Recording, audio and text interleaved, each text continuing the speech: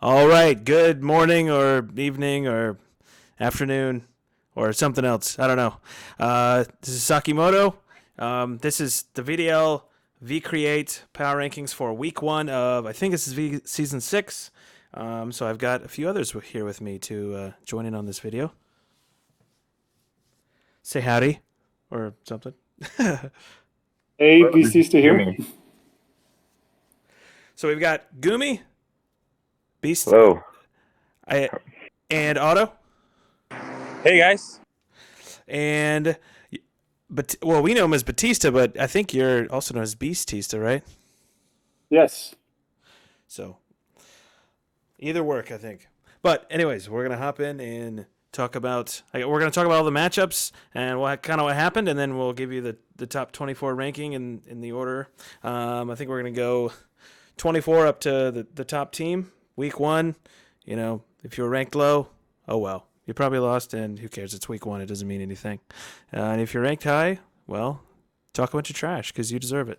So, um, do we want to talk about matchups here? What happened? Sure. Yeah. Well, we have both the Tyranny Tartar Sauces and Sting Liquor Bombi coaches here. Do you want to talk about this, Batista? Okay, I'll talk. This was an incredibly close match, probably one of the closest matches I've seen. And I definitely think that probably 80% of the time you win this match, but I was able to somehow squeak it by. I think what ended up happening for the most part is you had a really smart set with your Mantine with the Keyberry body press set, which I definitely did not expect, and that did a lot of work games two and three. And game one, I think you decided not to bring it, and that's I think the only reason I was able to win game one. Yeah, I thought like the Polyrath looked so good because I was like, it's my only pretty much my only good physical, you know. And but I knew you're gonna prep for it, so I thought the Keyberry Mantine would be like a sneaky play and like an end game win condition. But I got out roosted by the buzz. Yeah. Oh yeah, no, I definitely was very surprised at the end. I'm like, this looking really bad. I'm like, I just really need to hope that you somehow run out of body press PP, and you ended up running out right in the last like 20 seconds of the match. And I'm sure if we had a little bit more time and you could think a little bit more, you would have probably been able to save up one body press for the last turn. But the game was you were running out of player time, and we were running out of time, and we were just kind of rushing at the end. It was such a crazy ending. Like I don't know. I was disappointed to lose because I was like, man, I really liked my game plan, but like that match was so good. I if every match could be like that's how I want to play Pokemon. Yeah, that's definitely so. And I think you exploited that kind of one of my team's weaknesses, which is I rely on the special attack. So you were running the max HP, max special defense AV Malamar, right? That's just Yes, that and then thing was the just gross. snarl, and the Mandibuzz, which kind of just because I think your Mantine was -6 special attack at Yeah. the end game, so it's like you couldn't even do anything with Hurricane if you tried. Screw it. Screw Hurricane. All body press. But so you took a 2-1. I was heavily favored, but you got the big upset. Yeah, Um, I think the one another thing that we should talk about on this is that 17 HP difference that nets you the win. But just I think we should talk about that. oh, that's true. Yeah, yeah, no, the game definitely came down to if you had one random high roll, definitely a crit would have killed me at any point in the late game. But yeah, it's like a single high roll is definitely the difference between a win and a loss there on my side. Yeah, and like I said, it was running down, so I wasn't sure. Like, do I save a body press? Do I start throwing hurricanes? What do I really do here? And I think maybe I did have some outs, but it was just such a crazy situation that, um, yeah, I was just keep spamming that body press, and I didn't realize it was that close because I figured, if I get a crit or like at the end of the game, if you have to roost and I hit you with the body press and half health, you're like, I'll for sure win, and then it just came down to it, and I didn't have enough. I don't even think at -6. I don't even think a hurricane does 17 damage. So I think I was Well, screwed. well, well. So last turn, if you would have hurricaned, I hit you with the dual wing beat, and that did more than 17 damage. Or well, did more damage. I mean, and so if you didn't roost the last turn, the hurricane would have done less damage than the dual Oh, wing beat, which is yeah. that's why I chose the dual wing beat was because I'm like, if you hurricane me, this is better for me. And then if you have a body press, this is also better for me because it would do than if I roosted. Yep. Holy crap! What a set. Um, what else we got? Well, I guess we can hop into the next one. Unless Goomy wants to say something about that. Yeah, I mean, there's not much like other than it was a pretty close match, and like for the first match of the season, and like our officially unofficial premiere, it was definitely a set to remember. So I'll use the scarf better next time, Goomy. I'm sorry. yeah, man, you let me down with that scarf cultures. Oh, I was so excited about that set. Um, all right, I think the next set was a long one, but the Old English HQ against the Welsh Warlords. This was kind of a crazy set. We saw the Skarmory do some work.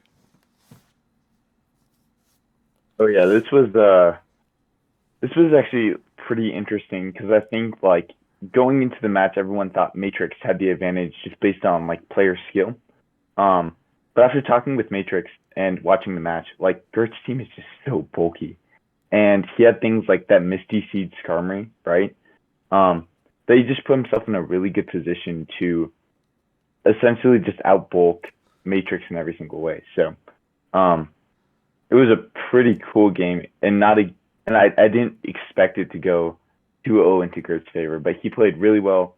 And that feint read at the end of was that game one or game two? I can't remember, but he had that feint read that was super big. So yeah, he played and prepped incredibly well that set. So it Yeah. was. Go ahead, Batista. Oh yeah.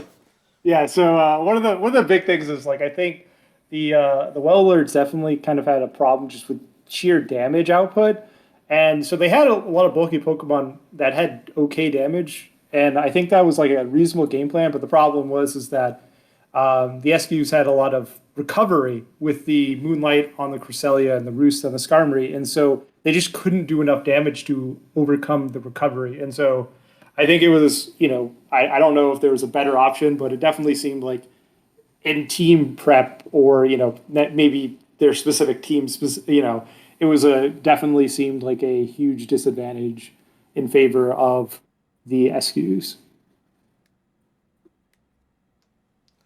And I know Matrix talked about how his team just he knew like the bulk and the recovery would be a problem. He kind of expected that to potentially be a problem, and it seemed like a problem. And it's probably not going to be a problem for just Matrix. Probably be a problem for a lot of people because the Cresselia, I think the calm mindset is very like it's so threatening. Like that's something that you could just wipe your team if you don't prep for it. And Oh, I for sure. But I think one important thing about Gert's team is that he does not only have the bulk, but he also has a lot of offense with Primarina, Blaziken. It's a lot of offense. mm-hmm. So I think it's hard to prep for both things. You can't really prep for just the bulk because you might get steamrolled by the speed boost Blaziken and Primarina doing a lot of damage. So that I think that is what stopped Matrix from having better answers to the bulk because he couldn't really afford to just ignore the offensive pressure that Gert's team has. Yeah, you have like a Cresselia that's like setting up or a Skarmory while you have a Blaziken like heat waving on you, which is just Mhm. yeah, I think it's a really good point. I think Blaziken's super crazy and well, really in any format, but like the speed boost with it and it can flex. Like I really like that it flexes physical and special. Yeah, it's like base 115 special, right? Like it's something pretty high. I think it's something like that. I think it might be 110. I don't know. It's pretty high though. Yeah, 110. But Yeah. I really like seeing the Skarmory do good though because I think it's Skarmory is a tier 5, I think. At Yeah. highest it's a tier 5. Yeah, I think it's tier 5. And it was always one of my favorite Pokemon like when I was younger like playing the original Silver. Maybe it was my favorite in those games. I don't know. But like it's just never used anywhere and to see it like do so well in draft and shine, it's kind of cool. Well, yeah. Hopefully, I get a chance to test out how good their team is actually because I get to play Gert next week or this week. I get Yeah, this upcoming week my 2. Ooh. yeah week two, And so I'm Ooh. definitely doing a little prep, and their team is very good. So I can definitely see the struggles of prepping for it. And hopefully I'll be able to prep for it. We all know Batista's busting out the choice specs Blizzard Weavile. So,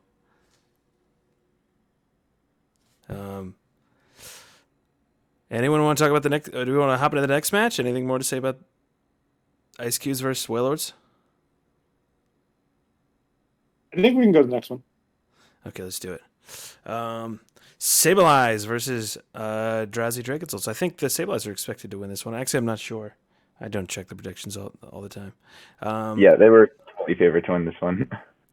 So we've got Sam's, I think this is, who is it, his girlfriend? Wife? Fiance? I don't know. I have no idea what I think fiance. is a fiance? Okay. Yeah. A Gemma, I think, who drafted the team. And I go up against that team this week, and it's actually, it wasn't not easy to prep against, depending on what he brings. But he faces against the Drowsy Dragonzolds and the Trick Room team itself. And, well, all I have to say is Moody Octillery, but anyone else want to comment on that? I think one of the things I took away the most of it was just the play, how well the Dragonzolds played. They were really good at positioning, so that they never really got hit by anything that did a lot of damage to their team. They had a lot of good protects that completely stifled Sam's offense, and I think that was kind of like the team being bulky definitely gave a little bit of leeway, but I definitely was very impressed with like the positioning on the Dragonzold side specifically. Yeah, I agree. I think the team that he has, I know he's ranked really low in week 0 because it's just like so obviously a Trick Room or like, speed swap setup team. But I think it's the type of team that like it definitely can do well in the right hands, and he seems like he is the type of player who knows how to use it. Yeah, I think Trick Room is like something that's super hard to use in S10 if you don't know what you're doing. And like I know that comes from like me and your experience, Saki, from using like some pretty hard Trick Room modes last season, where it's like you can't just set up Trick Room and win like you normally would. And I think he was very patient in just not setting up Trick Room immediately, right? And understanding that like his game plan is to whittle Sam down to the point where he can win in Trick Room, not to set up Trick Room turn 1 and like, max and sweep, right? So I think he played his team in a way that was, how you should play his team. Yeah, Yeah, and like I don't even think they really set up Trick Room many times at all, even though these games were very long, which is something I thought I was very impressed with.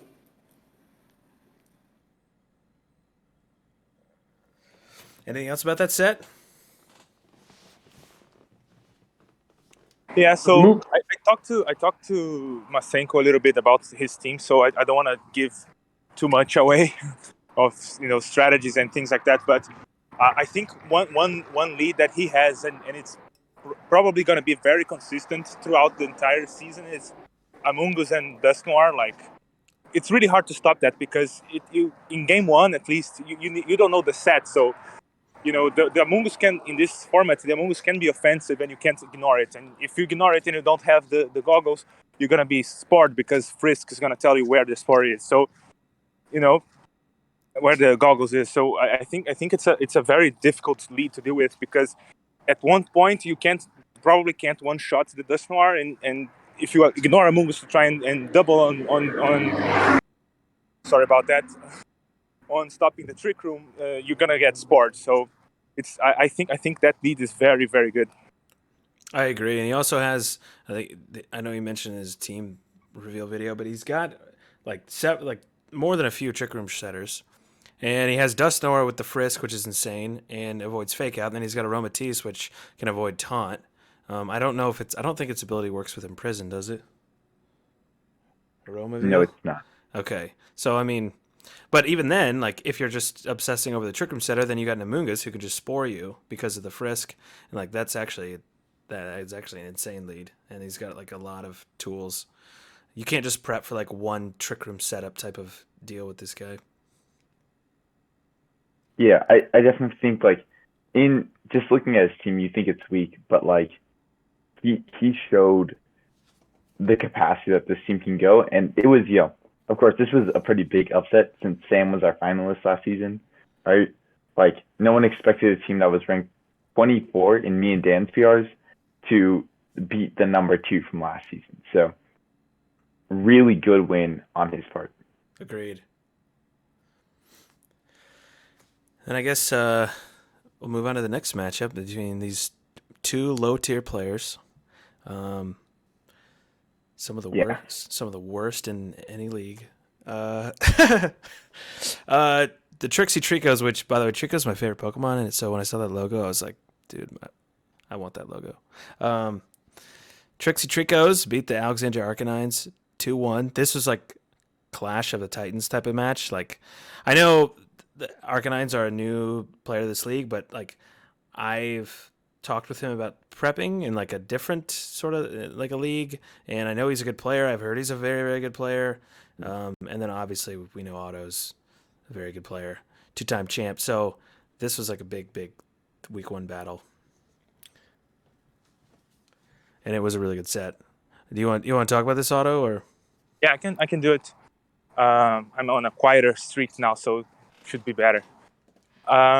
Yeah, so this was a very difficult set. Like when prepping, I'm always like, especially in early weeks, I'm like figuring out what my team can do really, and also at the same time not wanting to review everything that my team can do, because like when you go up a player like Dan, you expect to play him later if you make playoffs, so you don't really want to review all your attacks.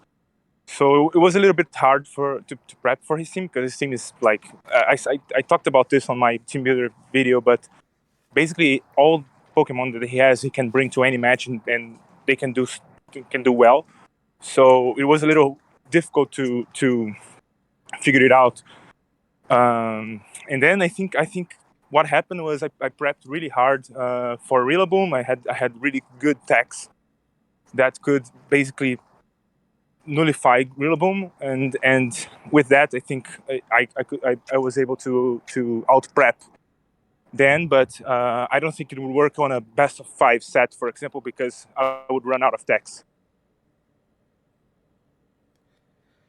Yeah, I think that speaks to like the power of Dan's team really. Like you can't, like, even then you have to prep as many techs as you possibly can. And I think that was clear with your set, right? Is like you had the Walrein, you had the Terrakion, you had the Salazzle. You had 3 very solid ways of trying to neuter his team. And you needed all of those to just win 2 games, right? So it speaks to Dan as a player and as just a team builder in the terms of drafting. Like I've been in a ton of leagues with Dan. We played in GLDL together, BTL, MDL, a bunch of stuff. So I know he's really good at drafting teams, and so it's just, as someone who has prepped against him, it's a very hard team to prep for, and it's not like you can just bring something standard and win against him, right? Yeah, for sure. And I felt like that was my reasoning while team building. I was like, well, I've watched a few games from Dan, and usually like he's a really, really good player, but usually he, or not even him, but all players who join VDL, they tend to bring things that are solid and considered good in general.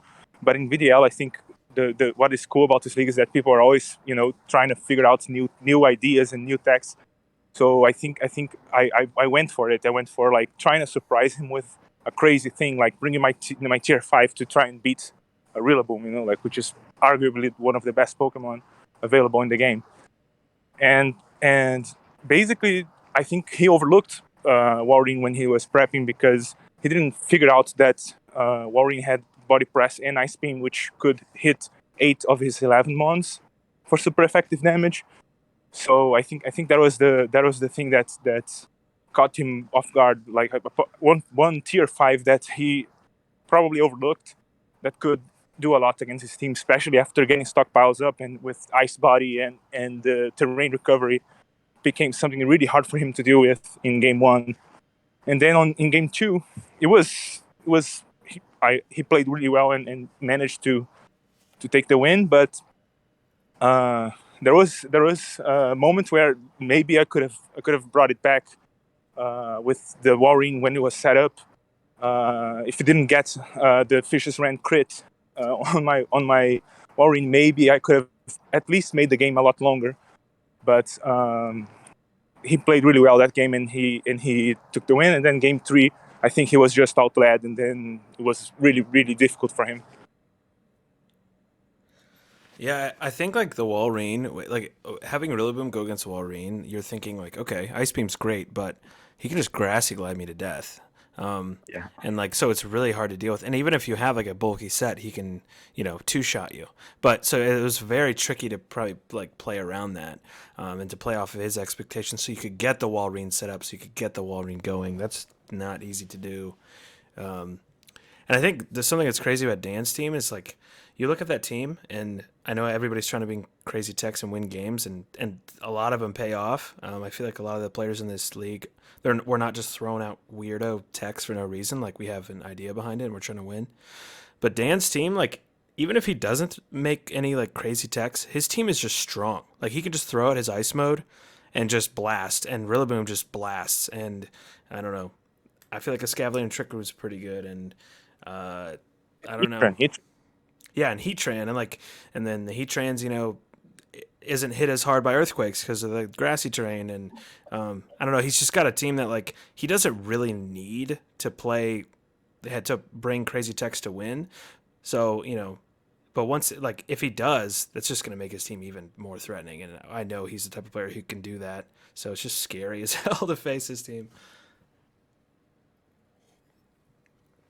Yeah, for sure, and that's coming from 3 people who are going to face Dan this season, right? Me, you, and Otto. So, First 3 weeks, I think, actually, which is crazy. Yeah. I don't know. I don't see how he counters. So, yeah, I mean, Sorry, go ahead. What were you saying? Oh, yeah. It's just like, yeah, like I was prepping for his team this week, right?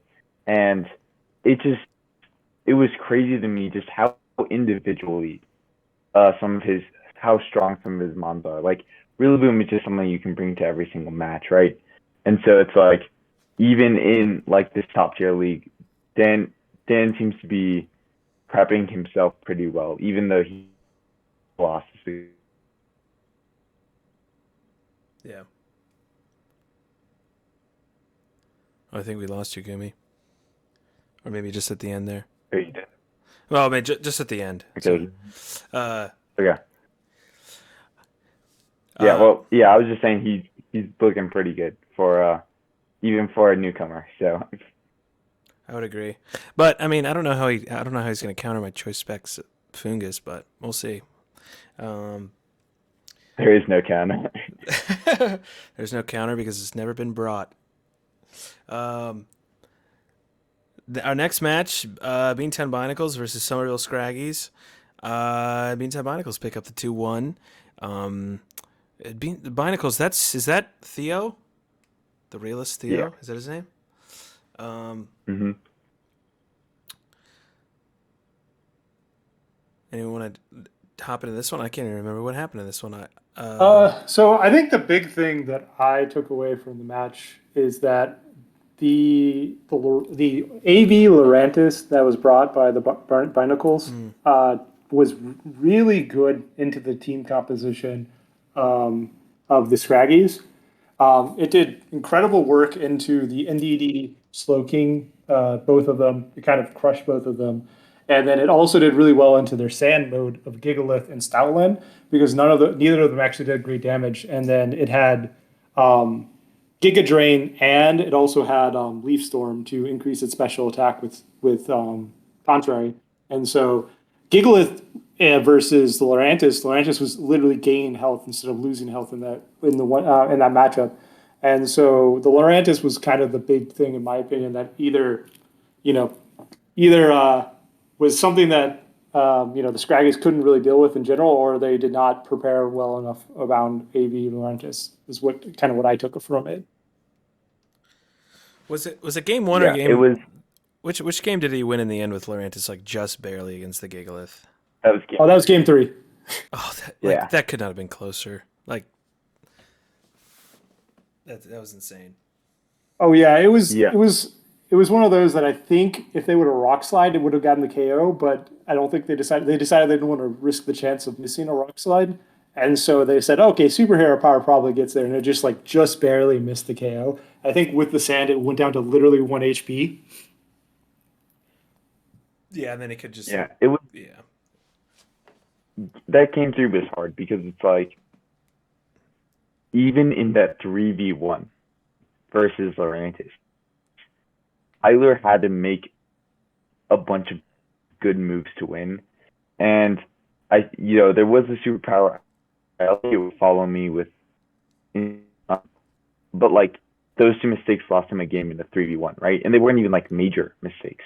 And so it was just such a good bring by Theo because he got really unlucky at the beginning of game 3, and then he was able to bring that back. So it was just an incredible, like a really smart bring on his part. Yeah, for sure. And And there was a tech there that unfortunately didn't come into play, but it was really cool, at least to me.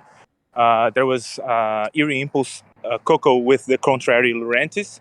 What I really like about it is that the Eerie Impulse would work in like both ways, right? Like if they brought the Indeedee and as a redirector and redirected the hits, the expanding force would not do as much because it would be Eerie Impulse, And so I think that was a really cool tech that Theo brought, and unfortunately didn't come into play, but it was amazing to see. Yeah, I really like that. That's just one of those things where it has like so many, like it is sort of situational because you can really only use that tech with a contrary Pokemon like the Rantis, but it's not because you can use it like defensively, like you do normally. So it's just why not bring that? That's so good. That's just like some synergy that you don't really even think about while drafting. Well, maybe he did, but that's just like one of those things. You're not drafting just for that synergy, but that's a really really nice tech. Anything else about the match?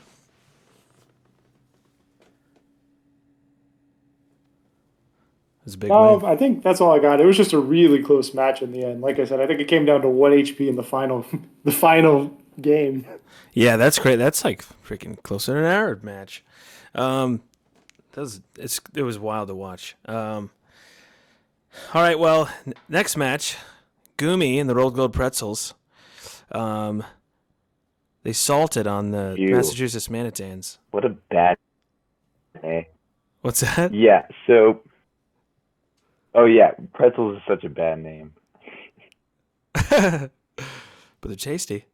But yeah, so this was actually interesting because one thing, so I actually had a completely different team prepped for Taco. And then he postponed the match on Saturday, and I was like, you know what? I'm just gonna rebuild, right? After he had already postponed the match. So I rebuilt, and after talking with Otto for his VBA team, I decided that Sunny Day Garchomp looked really, really good, right?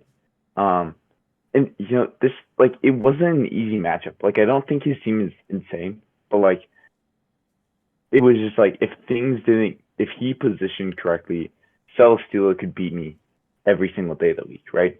So I had to find a really good way to beat it, and I came up with the Sunny Day Garchomp, and then I had Heat Wave, Tornadus, Magmortar, and then Mystical Fire Sylveon in the back, and that was those 4 together was enough to beat his entire team. So it was really that tech with the Sunny Day Garchomp that led me to that victory. But I was super nervous for this match. I was crazy nervous. So it wasn't easy.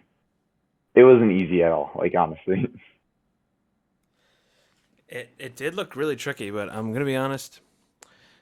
I'm a fan of the Tornchomp. It's pretty impressive in the right scenario, and I thought the Sunny Day was super nice tech. Even though I know we didn't get to see the top. You know, you just go for that big fat sunny day heat wave. It was still nice. Yeah, and it was really nice that I could EV it to where Torn was one speed point faster than Regigigas, and like Garchomp was 1 point faster than Torn. So that was also nice because I thought he might bring the Regigigas coughing. So it worked out really perfectly, and yeah, it was fun to use it week 1 after talking about Torn Chomp all day. So Right. And then you can bring Torn Chomp for like the first 4 matches or something, and then right when your like 5th week opponents like I'm gonna prep the crap out of it for it, then you lead something completely different. Yeah, I almost let it be Dan. But like it's such a good duo, and you can really do so much with it, man. And I'll share some more later, but it's just it's probably one of the most fun things I've ever drafted. Like, it's just a fun core to use, honestly. Seems like it. I'm sure we'll see a ton of different decks in lead combination, or I mean not lead combinations, but like set combinations for that lead throughout the season. Scarf Garchomp. Oh, dude, Scarf Torn, dude, like Scarf everything. Yeah, yeah. What 1 week I'll have, I don't know. Scarf Defiant, Brutal Swing Torn. It's like, I don't know, something crazy. Yeah, we'll figure something out. But I'll have Scarf Torn. It's coming.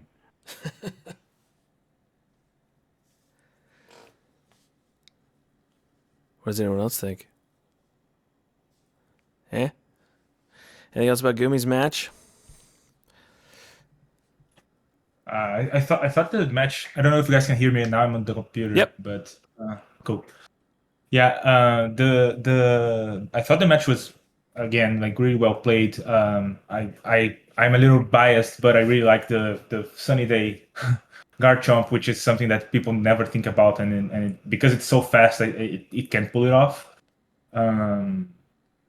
So yeah, I thought the prep Goomy had basically got him the win because caught the opponent very, very off guard. And I agree with you. I think Torn Chomp is very oppressive, and even if you know it's coming and you know that you have to prep for it, it's really hard to do it because if you do it, first of all, there's a bunch of different sets that they can be running. Like you joked about Scarf, but like Scarf Icy Wind to break Sashes and Earthquake, it's a thing too. So I think it's really, really difficult to deal with that lead and know what that lead is gonna do. And like you can think about stuff like, oh, I'm gonna fake them out. Yeah, you can try and fake them out, but you have to fake out one of them, and maybe then you leave the Garchomp to Swords Dance in front of you. So it's really, really difficult to deal with, I think.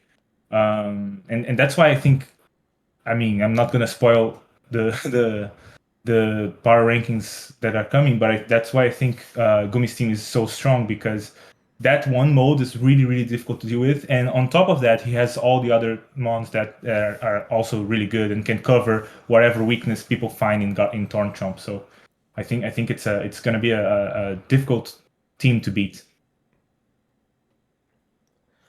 I absolutely agree. That makes you feel so much better about that team. I think it's tough. I guess we'll hop into the next match, which is I just watched this one recently, I think. Blazikins versus the Royal Kingdras.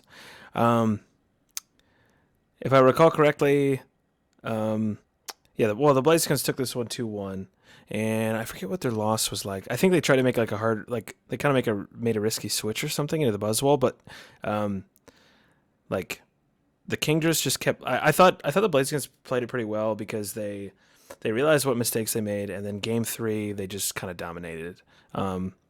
Like they made that perfect read with the Clefable Blastoise and went for the Scarf, the Scarf, helping him Water Spout, like just blasted their opponents. And then I think next turn they ended up getting a double KO with, I forget whatever they did, but they had 2 really early KOs and it put them in a great position. And it was all because they read the fake out and went for the Water Spout.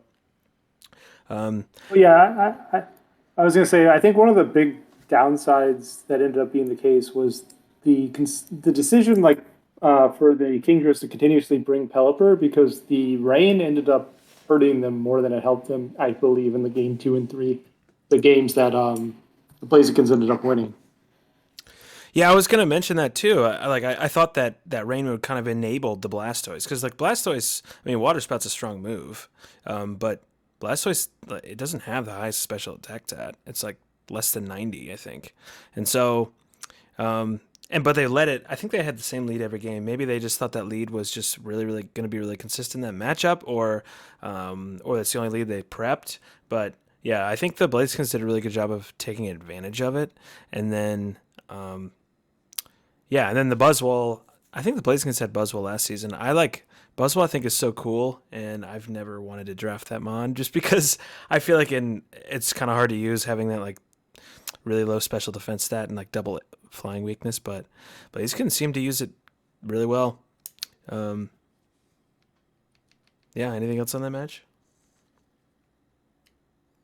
Yeah, I think the big one was, I think kind of what felt like was that game 1, I think the Kingdras were kind of in a better position. They did really well. And I think the Blazekins adjusted very well game 2 and 3. Game 2 and then game 3, they kind of stuck with their adjustment. And then the Kingdras didn't really adjust in a meaningful way in the game 3. And I think that's kind of the big takeaway. And, like I said, I think the rain ended up hurting because of the Blastoise. And, other than that, like the Scrafty did do a lot of work and it was very impressive. I'm assuming it was the AV, but, it ended up not, doing enough offensive pressure. And it was kind of, that's kind of what ended up happening next.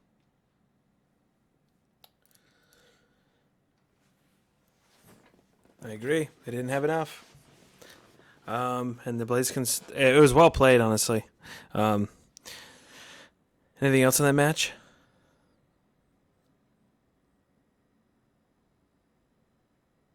Nope.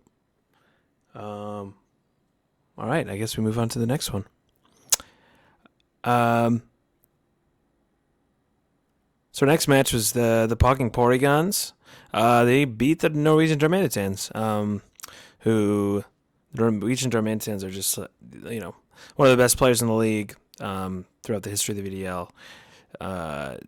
They always draft a good team. They're a very good drafter, and they always play well and prep well. They kind of have the whole package as far as a good draft competitor. But the Pogging Porygons were able to walk away with the 2-1 victory. Any comments on that match?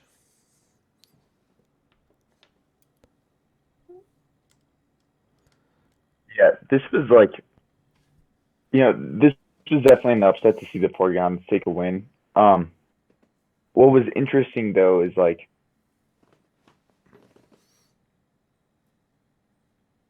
Cinderace seemed like in the right position. It was a pretty big problem for and even though he quote unquote got hacks in those games 2 and 3, I don't think he really positioned for Cinderace as well as he could have.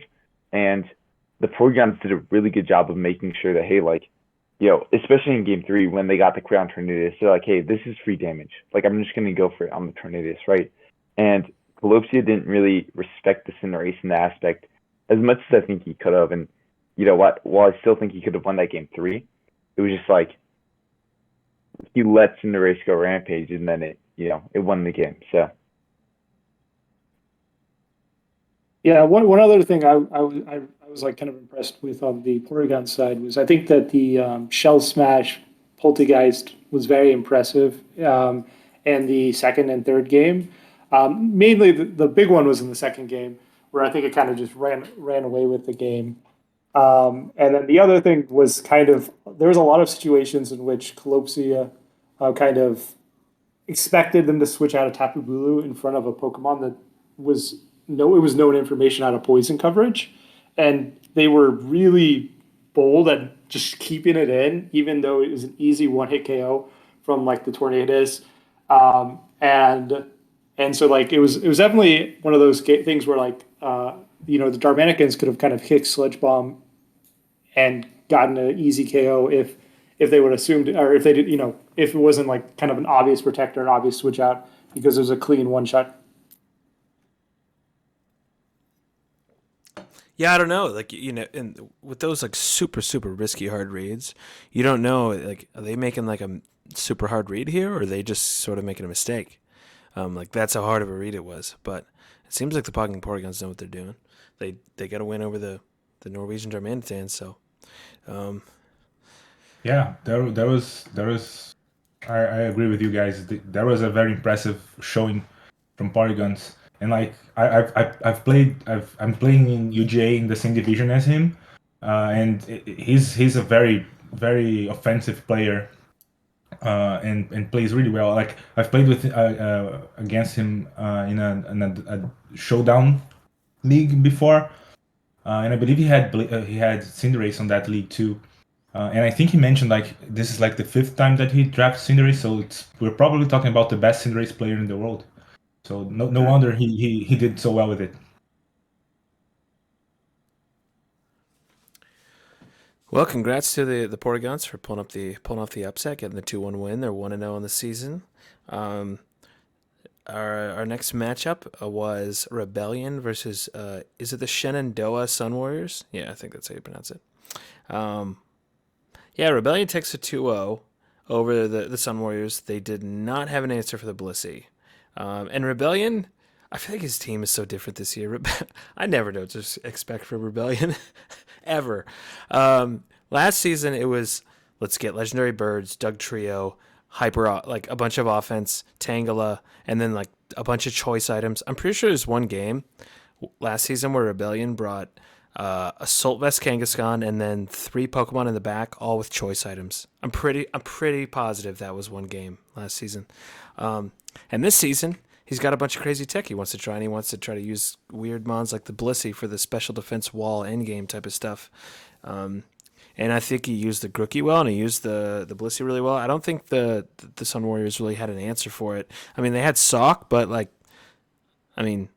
Rebellion's got 3 other mons that if they can just contain Sock and avoid it, then in position correctly, they can win with that Blissey. So it's kind of scary.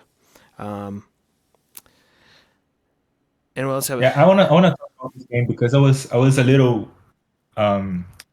pleased watching it live, seeing Lucian getting hexing other people that are not me, like he did last season.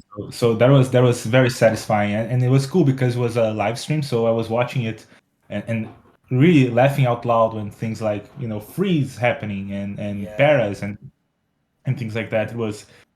I think it was another like I think Dan got a big welcome to the VDL by playing me and you and Goomy in the first 3 weeks. But I think like playing Lucian and being hexed by Lucian is another good welcome to the VDL, I think. Everybody's got to have it. Yeah. Everybody needs a taste. Dude, the one thing I want to say about this is that I feel like Rebellion just decided to not go for the win and just do shadow balls for like 10 minutes straight just to rub it in the face. That's what it felt like. Because like we see later on when they start using tri attacks that it's like a clean 2-hit KO, and they're just like, no, I'm just gonna shadow ball instead. Maybe he wanted that special D drop. I don't know. Maybe that was part of the plan. You know what's interesting though is that I was watching the set, and it looked to me as if Lucian was purposefully trying to make Chad like frustrated, right? Which isn't a horrible strategy in it of itself, right? But like you shadow ball, you get a little hacks, and it's easy to fluster your opponent, right? It's not like Lucian was getting, a bunch of paras from a Thunderbolt, right? He had that Serene Grace, and he maximized his odds to get those type of stuff, right? So it's just an interesting way of how Lucian plays. I think it just I don't think there's anything more Lucian than Serene Grace Tri-Attack Blissey. Because that's what he had, right? Yeah. Was it Tri-Attack? Yeah. Because here's the thing, like you can Thunderwave somebody, you can burn them, you can whatever, but usually that's part of the game plan. Tri-Attack is a random status condition, and it's not even guaranteed. He's like just trying to be it's like I'm just gonna be in general annoying, and I don't know. But it was really good bring. Like it wasn't like a trolley thing to do. I think it was Serene Grace Blissey with Tri-Attack is It's freaking annoying, and it was a good bring. I think I can't remember exactly how all the games went, but I think the Sun Warriors. I think it was game one.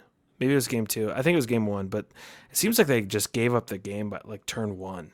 I think they went for a play and they got, I forget who they had, but they one of their Pokemon went down like super fast.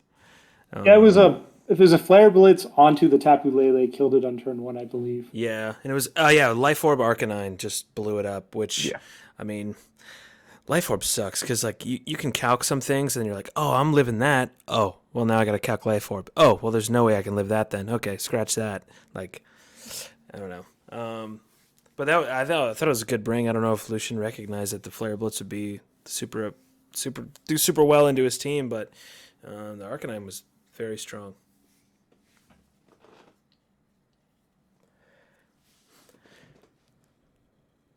Anyone else on that match?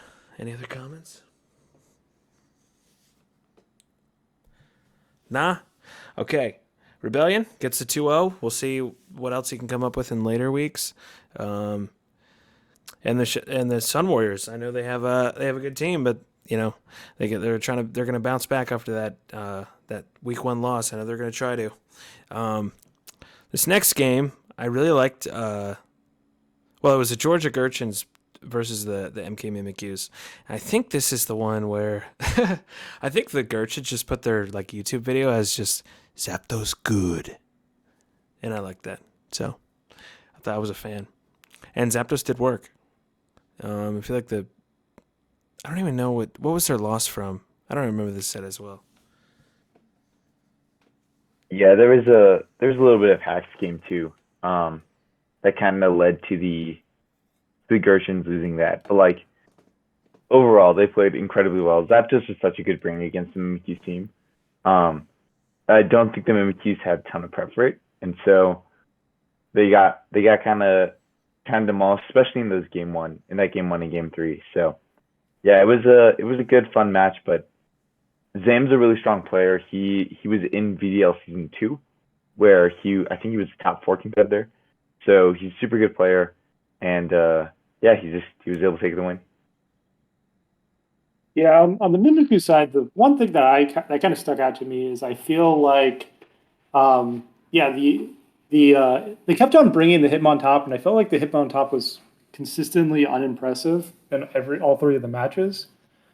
And then I feel like they should have had different coverage moves on the Whimsicott. I think those were the big things I noticed on the Mimikyu side specifically.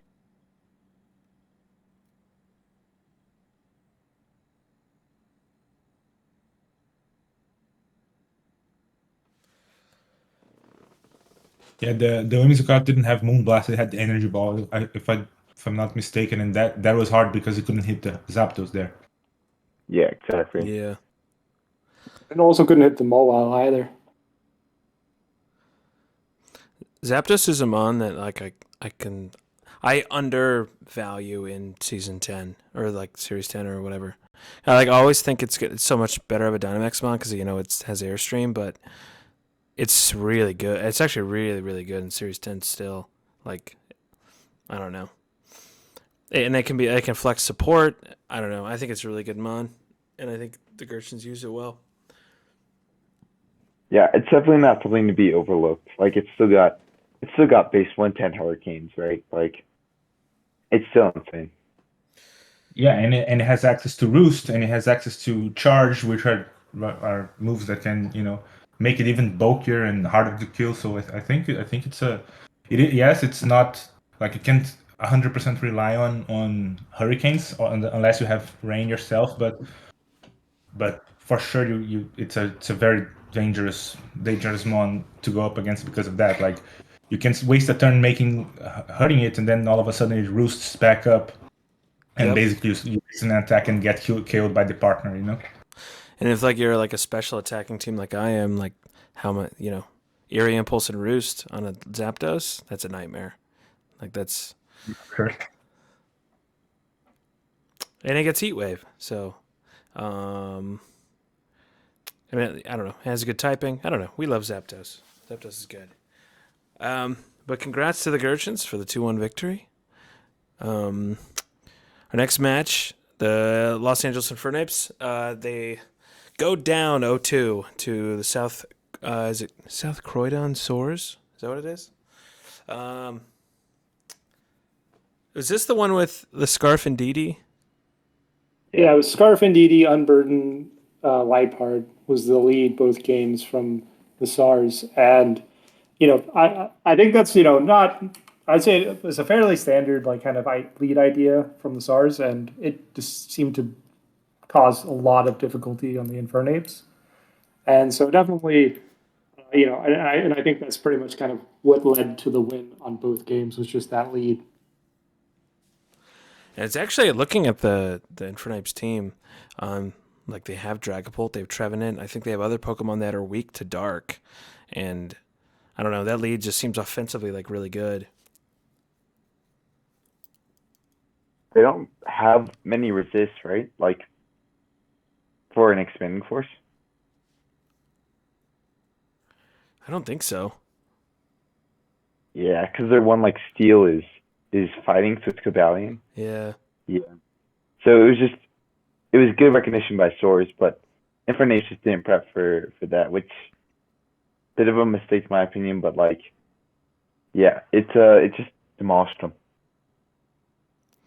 And expanding force on Didi is just that is no joke. And then I feel like I don't know Misharna's moveset, but I think it was also a little awkward because that was kind of their answer in air quotes to their NDD because it takes neutral damage from the psychic, but its only offensive move to hit NDD appeared to be psychic, and so like it did so little damage to the NDD. So even though it wasn't getting killed by the NDD, it just didn't do anything either. And I don't think it had Trick Room either. Yeah, it didn't. It was like protect, psychic, ally switch, something else. And I think I'm guessing it's Shadow Ball, but I'm not. Yeah, that was really. I mean, that just was an impressive lead, and then unfortunately, for him, like it's such a strong lead, and like, I mean, Adidi's just strong in general, but Infernapes just didn't really have an answer for it, and it kind of costed them. If they did have an answer for it, I don't know how that set goes, but they didn't, and it was just good prep by the Soars, I guess. This might be one of those things that's my fault in the fact that I took so many dark Pokemon and they just didn't have a dark Pokemon. Because if they had a dark Pokemon, I feel like they could probably have dealt with the lead pretty well. Now, it's interesting you say that because, like, not to go on a slight tangent, but Draft League is very different from VGC because there's a metagame in VGC, right?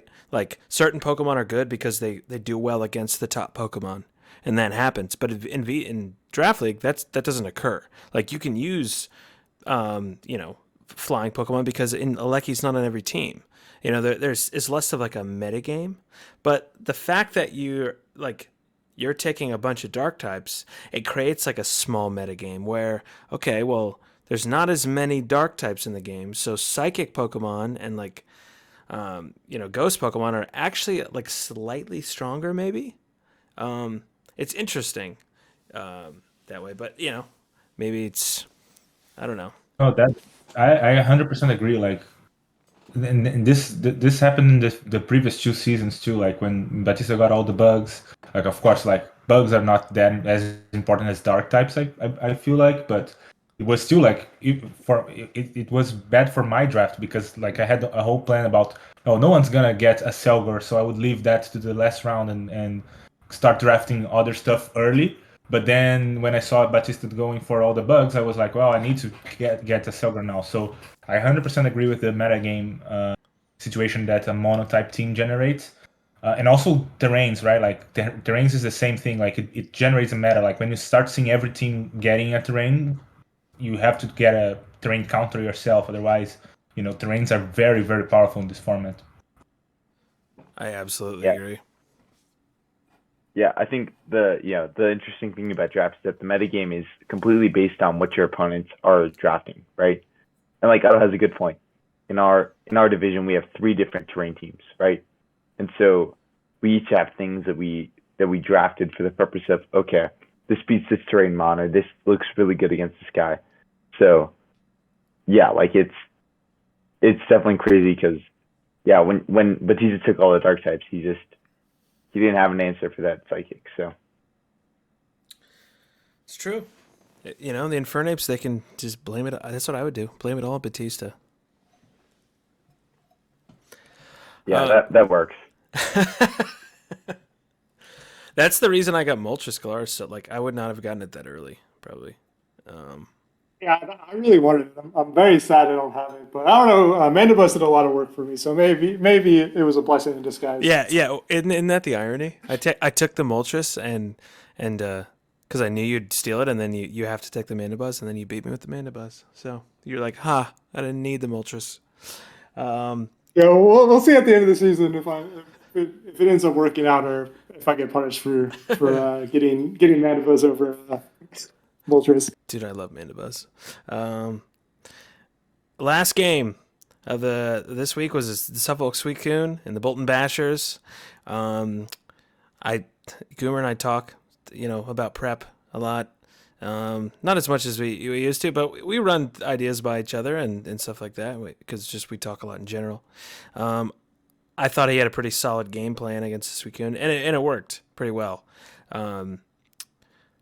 So, I mean, the Suicune have that Raichu, which is really nice for protecting the Urshifu from electric attacks. But they also have the Torkoal, which kind of diminishes the output of the Surging Strikes. So it's a weird synergy on the Suicune side. And they also, it was fortunate that the Bashers had that Persian, which outsped the Raichu, so they could have, the fake-out control, I guess, if you want to say. And I think the Dragon Dance Gyarados was really nice, and the Heatmore was really nice. I think there were. I don't know that either team played perfectly, but I think the Bashers' game plan was just really, really nice. And I watched this match so long ago, I don't even remember exactly what happened, but I know that the Heatmore did really well against the Corviknight. It was he needed the Heatmore for the Corviknight, but I thought the Gyarados set was nice. Yeah, the Persian on Goomer's team is something that I think we should all watch out for because I was looking at its move pool and even the move set that Goomer brought in week 1 with the flail, that was a very interesting set. A Pokemon that you don't expect to do anything was doing a lot of damage with that, or a lot of chunk damage with that. With those flails and with the fake out and everything that Persian can do that I'm not gonna say because I don't want to spoil anything or give away any text, but it's I think it's a one that we should all watch for because I think it's a lot better than the tier that it was on. I think it was tier 4. So I don't know if I think it is a good Pokemon in this format. I would agree. Yeah, one big takeaway I did at the end of this match was I felt Goomer made a couple of exchanges at week before the first week, which was to pick up Gyarados and pick up Tangela, and the Gyarados and Tangela were incredibly important to winning this match, and so it's apparently the week 0, the grace period transactions definitely seem to be really big improvements to Goomer's team. I agree. I liked him, and Tangela is just one of those Pokemon where it's if you have to rely on a lot of physical attack, and you're going against a Tangela, that thing is a pain in the butt, and if you don't prep for it or have an answer for it, it can literally carry a team. Because it can Rage Powder, but it can also Leech Seed, Sleep Powder, and it's so stupid bulky with Eviolite. And then I like the Gyarados because it's an interesting mon that you don't really talk about anymore because it really likes the max format, and on top of that, you don't see it played a lot because in VGC with the Regieleki running around, no one wants a double weakness to electric, so it's just kind of a weird mon to use, I think, but I think he used it well, and I'm excited to see what else it does. Yeah, and the Heatmore, right? Heatmore did work impressively. I really, really don't like that Pokemon, but Boomer seems to like it, and he's using it really well. At least for week 1, it was very successful, I think. Dude, Heatmore's my favorite restricted legendary by far. Yeah. So good. But I think it is a tier 5. It's pretty strong for a tier 5, I'd say. We'll see. We'll see.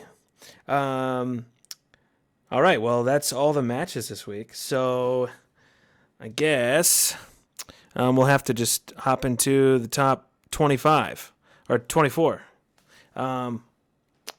So I guess we'll just take turns talking about the teams, and we'll go through them. Number 24. The LA Infernape. Someone had to be 24th. That's kind of how we're putting it. And actually, I'll just preface this by saying, so for these PRs, at least this PR and probably the PRs moving forward in this season, we have a sort of a council of several members of the VDL all putting towards votes, and it's a cumulative ranking system. So you don't have, Goomy putting himself at number 1 because he has torn chomp. It'll balance itself out. Someone didn't use Scarf that week, so he's going to rank him 24. So much lower. If you don't bring Scarf, Goomy's ranking. He won't even rank you. They'll just give you 25th. Yeah, you're not deserving of my rankings unless you have a Scarf on your team. And you're going to rank me low. I hardly ever bring Scarf. Yeah. I think Scarf might be the best choice. But anyways. We'll see how the Drowsy Dragosalts use Scarf. Yeah. So someone had to be here. Beatista was ranked 24th, I think, week 0 last season, and he made playoffs. And I don't know. We know how these power rankings can get. They don't matter as much early on. So, but yeah, one team had to be here. It's the LA Infernape. They didn't have an answer for the Indeedee Lipard, which was, I don't know, Indeedee is just something like you really need to be prepared for. So we kind of docked you for that. And but I mean, look at this team. Still doesn't look like a weak team. So I definitely think the LA Inverts can do a lot. Anybody else got any opinions on this team? No, I think that covers it pretty well. I think hopefully in the upcoming week they can kind of show a little bit more of their things. They just kind of didn't seem to have an answer to the NDD, and so we kind of weren't able to give them much of a higher ranking than that. For sure. Yeah, for sure. For sure. Our next team, for sure, is the Mimikyus. They lost this week, so they go down. Yeah, it was just hard to justify them like crazy high because their prep didn't seem insane, and they got a bit lucky even for their one game win. So. I think this team has some stuff. Whimsicott is Whimsicott, and as we'll see later, things I think will win up for them. So, I don't think 23 they're not going to stay in 23, right? They got some stuff, so. They definitely have some stuff. This team is way too cool to be down here. Yeah. It has a lot of cool things like I'm a big fan of spread moves in this format, and you have earthquakes with the Mamoswine, you have Heatwave from Chandelure. That those are pretty powerful, and especially you have Tailwind too, so you can Tailwind Heatwave or Fig Tears Heatwave or Helping Hand Heatwave or even Sunny Day Heatwave. You have a lot of options with the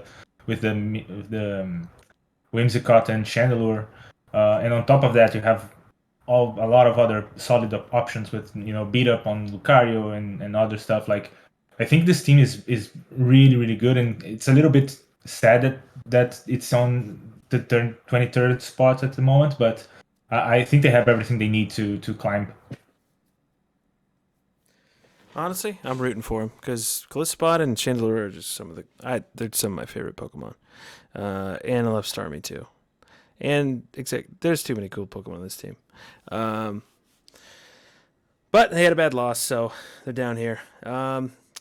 Move on to number 22. The Massachusetts Manitans. Goomy? Yeah, I think the big one with this one is in the week 0 power rankings, the Manitans were pretty low ranked with their team, and then they ended up getting O2'd. And so I think that's kind of what ended up happening with their ranking. I think they played well and it was very close. And Goomy is definitely one of the better players, but that's kind of my analysis of its ranking position. Like looking at their team, their team has a lot that they can do. I know, like I'm not a fan of Regigigas wheezing in Series 10. I know a lot of people aren't fans of it. We'll see if it can do something. I feel like you kind of have to be sneaky with it. Whereas in VGC, you kind of just use it as one of those leads, like a beat up justified lead, where it's like, okay, well, if you have nothing for it, I just destroy you, and if you do, well, I can play around that. It's not as strong here, but looking at his team, Celesteal is like OP, and he's got a lot of other good Pokemon. So I don't know that, and I don't think he'll stay down here at 22. But just a bad loss this week. Any other comments before I move on to 21? Yeah, I agree with you that I think the team is better than it's showing right now too. And I agree with your opinion on Red Gigas wheezing. In this case, it's even a coughing, which I think is even worse. But other than that, the team is really solid. Like you have two lightning rod users for the Celesteela, which at first you think, oh, that might be a little bit overkill, but you know if you have two lightning rod users and the only way that the opponent has to hit your Celesteela is electric types, that thing can set up and then you're not killing it because you need to kill two redirectors essentially. So I think it might not be bad if your whole idea is making Celesteela unkillable. Yeah, there's some good things like that. Like I do like seeking here. I think it has you can go lightning rod or rain dance. See, slightly. I'm looking for it. I actually think it's maybe a bit stronger than people are giving it credit for. Regardless, though, this team does have some weaknesses, but yeah, they won't stay 22. They'll definitely go up. Wait, so what'd you say is stronger than people get credit for? Reggie Gay is coughing. I think it's a little bit stronger than you guys are saying it is. Just right, like it's this team definitely has some weaknesses. You can't rely on it for sure, but yeah, I'm curious to see what they have. Maybe he can unlock it. Maybe Taco can unlock the Regigigas wheeze or coughing Millennium Puzzle. Let's move on to 21.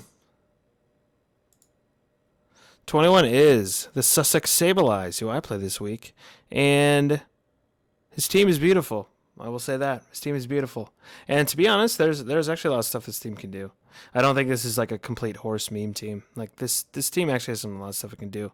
I think Crawdon's really interesting Pokemon, and I don't know. I feel like Spectre and Glacier are like weaker in this format, but they're still pretty strong against like sweep teams in the right position.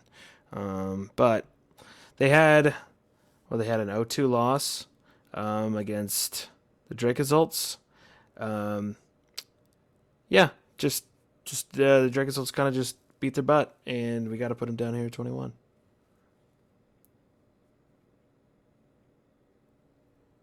Yeah, that's fair. Yeah, that's fair. And looking at their team, I know they didn't draft it like we drafted it. Like they had help. Let's call it that. But when I look at it and I don't see a fire type, like it bothers me a little bit too much. And but I agree. Like I think Spectre is a good one, even without Dynamax, it's pretty good. Like I think the Muzdale is really really strong. Like if he has, I won't say that, but if you set it up, it's really really difficult to deal with. And yeah, I think he has really good strong pieces here to climb. And like we know how Sam plays well. Like last season he started off slowly and then all of a sudden he was beating everybody and getting all the way to the finals. So I think there is a lot of potential here, even though they didn't draft the team themselves. Yeah, I think Sam's the type of player who can take probably any team and play it to a high potential. Like he doesn't only play one style of team. I think he can probably play, he can see Pokemon for what their values are, and he can craft something out of almost anything. And I think that Alolan Persian is such an underrated mon. I don't know what tier it is, but I think that Pokemon is so good. I think it's tier 2. Yeah, Urk is broken, my guy. Well, we have Father Bronzong versus Little Son Bronzor this week, so we'll see how it plays out. Number 20 is the Royal Kingdras, who lost to the Blazekins this week. I think they were just, I don't know. I don't think they played like that bad. I don't know that the prep was as good as the Blazekins, mainly because they just kept bringing that Pelipper and they let the Blastoise kind of do whatever it wanted with the water spouts, or at least like take advantage of that rain with the water spouts. But I do think they have a good team. They didn't get just destroyed. They took a game off of Blazekins, and I think the Registeel is something you always have to prep for. Landorus, I think, is so good in Series 10, like Landorus Incarnate, and I don't know. I have faith that they can do some things. They do have. Yeah, Go ahead. I was gonna say, like, I think they did pretty well. I personally ranked them even higher than myself in this power ranking, because I think I was pretty impressed with how well they did. Because from the previous seasons, I do know that the Blazekins are very good. Their team was very high ranked in the week 0 power rankings, and the only kind of big problem I had with them was they didn't adjust mid match as well as I think they could have. And that was kind of where I think they lost it. I think if they would have adjusted better mid match, they probably would have won the game. And so I think they are very good. It's just kind of one of those things that everyone has a thing they need to prove a little bit in Pokemon, and I think that was one of the things they needed to kind of improve either in general or at least from this match specifically. I agree. Anyone else on the Kingdras? Yeah, the thing that I like about this team is the Registeel in rain. I think that's really, really difficult to deal with. Of course, like there are some techs there that you can use for Registeel in normal VGC that are really good in draft. If you play Registeel as you play it in VGC. But like in this format, Registeel don't need to be the classic iron defense, body press, amnesia set. Like you can do other stuff with it. So it's not as easy to prep for. And I really like it in rain because it really becomes difficult, especially with this rain setter, because it also threatens the fighting types that are threatening the Registeel. So I like this team too, and I feel like they again facing a player who is already used to the way this league works was a little bit of a tall order for week 1, but I feel like in the next coming weeks, as he starts adjusting to the way this league works, I think they will do a lot better. I would agree. Seeing their gameplay, I think they know how to play, and they can play around their picks, and I agree. Like, I love Registeel. I think it's so good. Goomer and I used it in NBC, and I thought it was the most underrated pick we had. It did so much work for us. But yeah, we'll have to see what the Royal Kingdras pull out next week and in the future. So we'll move on to number 19, which is the Shenandoah Sun Warriors.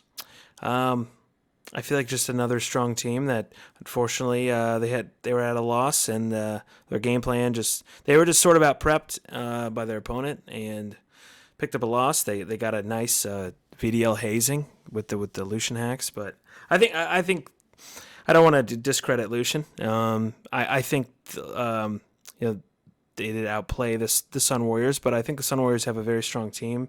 I really like the Umbreon, and I think there's a lot they can do with this team, and they seem like they're a player who's not. They're familiar with Pokemon, so I think they can bounce back in later weeks. Yeah, I think the biggest problem was just I think they didn't give Blissey enough respect in general. They're like, oh, I have a fighting Pokemon.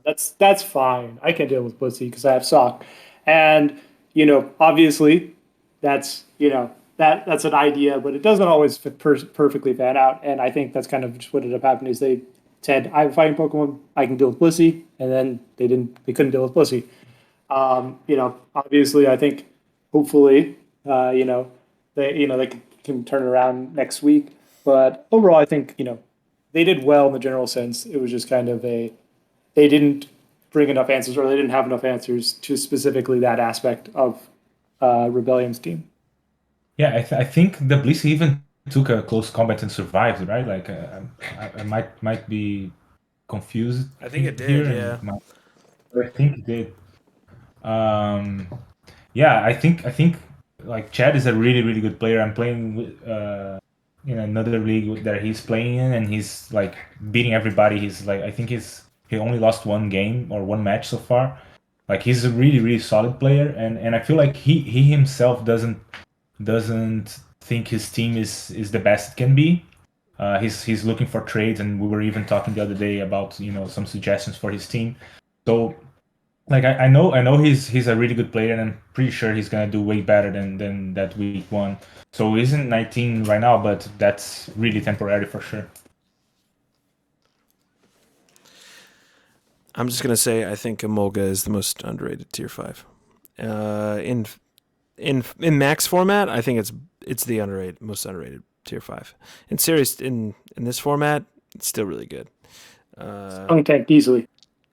What's that? I said Skunk Tank is easily the most underrated tier 5. Oh yeah, in series 10. Okay, you got me in that. Dude, I was glad to see that thing do work last season. I love Skunk Tank, but yep. So I guess we'll move on. Number 18, we've got the Somerville Scraggies, or Somerville Scraggy. I don't know. They've got the Indeedee female, which is so good. And then they have a lot of Pokemon that are complemented by it. They can set Trick Room behind it. They can set Tailwind. They can use Psychic Seed in certain ways. They got a couple of doggies on their team. They've got a really good team, but they did lose this week, so they're down here. I know the Scraggies can do work, but yeah. So we thought, I guess, well, as a council, a PR council, 18 is where they ended up. Yeah, overall, I think their team is very good. I'm very scared of the team as a whole. They have like a lot of good synergies with it. I think their biggest problem with their team, which was kind of said in the week 0 power ranking, is they have a little bit of lack of offense, and I think that was kind of what brought them in this game. Specifically, they didn't have enough ways to kill some of the big threats like Lurantis, and hopefully they can prove us wrong in the future matches. But that was kind of what I think showed up in this match. Yeah, I don't want to talk too much about this team because I'm playing this team this week. But I don't 100% agree with the comment of lack of offense on this team, because they're like Gigalith is like really really strong physical attacker. Stoutland, it's like I think 110 base attack, so it's like hits hard. The Gengar, it like hits really hard on the special side, and you have like expanding force, like which is an insane move, like a move that shouldn't exist. So I think they have a lot of offense for sure on this team. But I agree, like if you look at other picks that they have, they might not have as much offense, but on those core ones that I just talked about, like the Slowking, the Indeedee, Gengar, Gigalith, and Stoutland. So 5, you have a lot of offense for sure. And thank God the Slurpuff doesn't get Belly Drum anymore, because it would be Oh, it'd be like so good. it would be an unbeatable combo, like with Indeedee, because like you would never know what he was gonna do, if it's follow me Belly Drum, or if it's after you expanding force, or some like it would be a nightmare to prep for. So thank God it doesn't get that anymore. It would be a nightmare. Indeed, is so good. I really like the Stoutland in the sand combo. I've always thought that's really good. I used to run Oh like yeah, it's Stoutland's just so good in general because it has Intimidate in addition to the Sand Rush. So it's just Yeah. like such a flexible Pokemon that also randomly is really good synergy with one of your, bulky Trick Room Sweepers. I agree. I think that's like something that makes me hesitate about drafting like Landorus T in general, because its only ability is Intimidate. So if you go against like competitive teams, you're like, this is so awkward. But Incineroar as well. It's just the type of team where they can always prep for your Intimidate, and you don't get as much value out of it because they can run special sets, or they can run their Defiant or competitive Pokemon. And Blaze just isn't a great ability on Incineroar, in my opinion. But I think with that flexibility, especially being able to go offensive, the Stoutland is a really, really nice pick. And I know Scraggies have used it before and had success with it. So, obviously, we're expecting some wins out of them this season. So they won't stay at 0 and something. Did we lose Goomy? Is Goomy still here? I'm back. Sorry, I had to leave for a second. Oh, you're good. You're good. I just couldn't see. Do you want to talk about the Scraggies at all? I mean, yeah, they have a pretty solid team. Expanding Force since like terrain is broken. I know you guys have already said that, but it's worth repeating. It's broken. So yeah, it was a rough loss, but it was close, and I think they'll definitely come back. They won't stay at 18 for long. I agree. But Batista's over here like, expanding force is not broken. So easy. So easy to deal with. No, I completely agree. Expanded Force is absurd. I'm in another draft and I did Mono Psychic and I made it to the semifinals so far. And I'm currently doing the semifinals this week in the playoffs. And it's basically exclusively on the back of Psychic Terrain Expanding Force. It's so broken. It's so broken, my guy. Yeah, that's with a monotype team, and it's a monotype team that is what's it called? That has stupid, like complete every one of my teams weak to dark. That's crazy. But I guess you prep for those dark ones and you win, right? I don't know. That's crazy though, because you can literally set up Expanding Force for every single Pokemon in your team. He's Expanding Force, and then they bring Wide Guard, and then you just Psychic. Exactly. All right, moving on. Number 17, Suffolk Suicune. We know Toots is a good player. I feel like Toots drafts the same team every season. Like, it's not the same Pokemon at all, but it's the same team every season. It's a bunch of like, they're not random Pokemon, but just like he has a well-balanced team every season. And there's no OP combo on the team that I know of that like sticks out immediately, but it's just always well-balanced between support, bulk, speed control, things like that, styles of offense, and is very hard to approach, like during prep and things like that. It's just, I think he has 11 very viable Pokemon, and he did lose to Goomer, one of the top in the VDL, but we'll see what he can do in later weeks.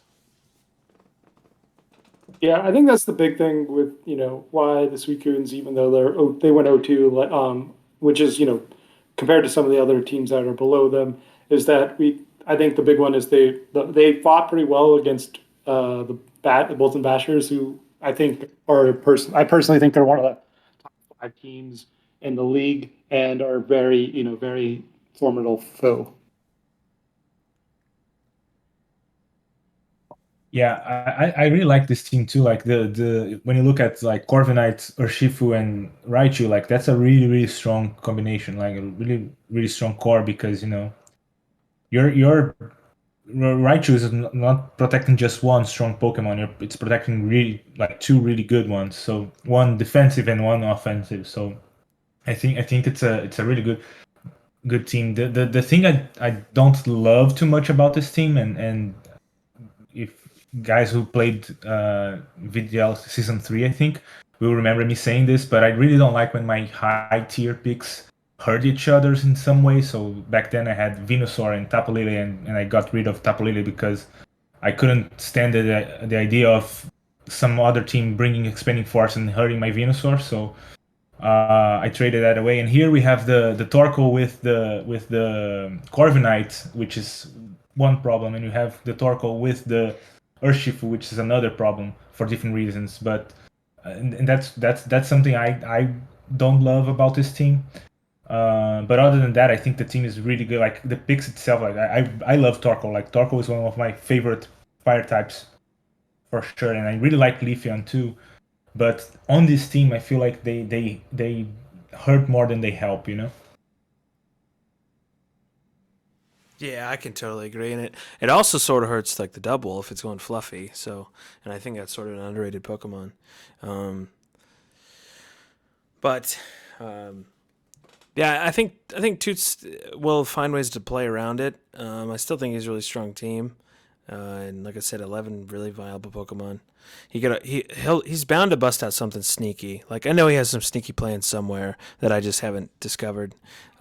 He might bring the no drought Torkoal, with the Urshifu. Who knows? But yeah, sitting down here at 17 because he did pick up a loss, but we believe in the Toots.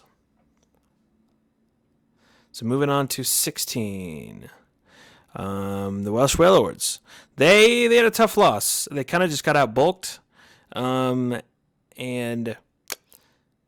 I don't know. I still think I think they have a really strong team, and I think they kind of knew what they were up against, but I don't think they played bad necessarily. They just ended up picking up a loss, and his team was just so bulky, and Whalers didn't really have an answer for it.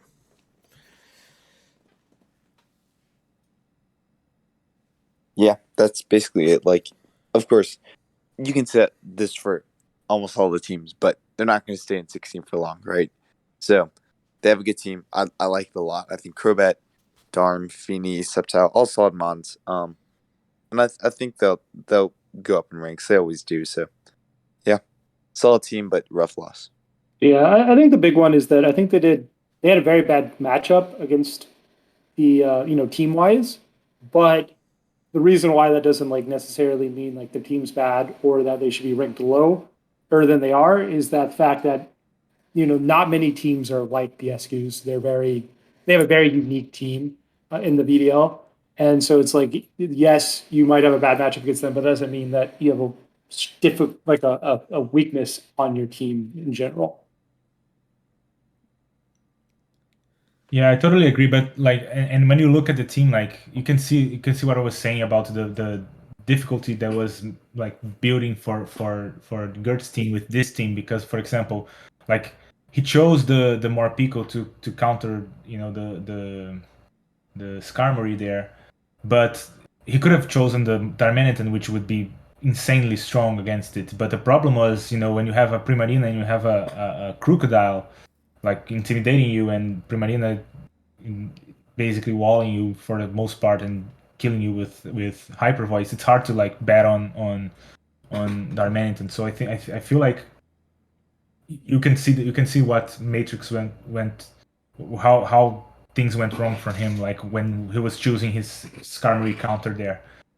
And the other thing I was gonna say about this team is I think I ranked it higher than most of the guys in the council, and I feel I really like this team. I think it has really good options. Like I love Buffalo in this format. I think it's really strong.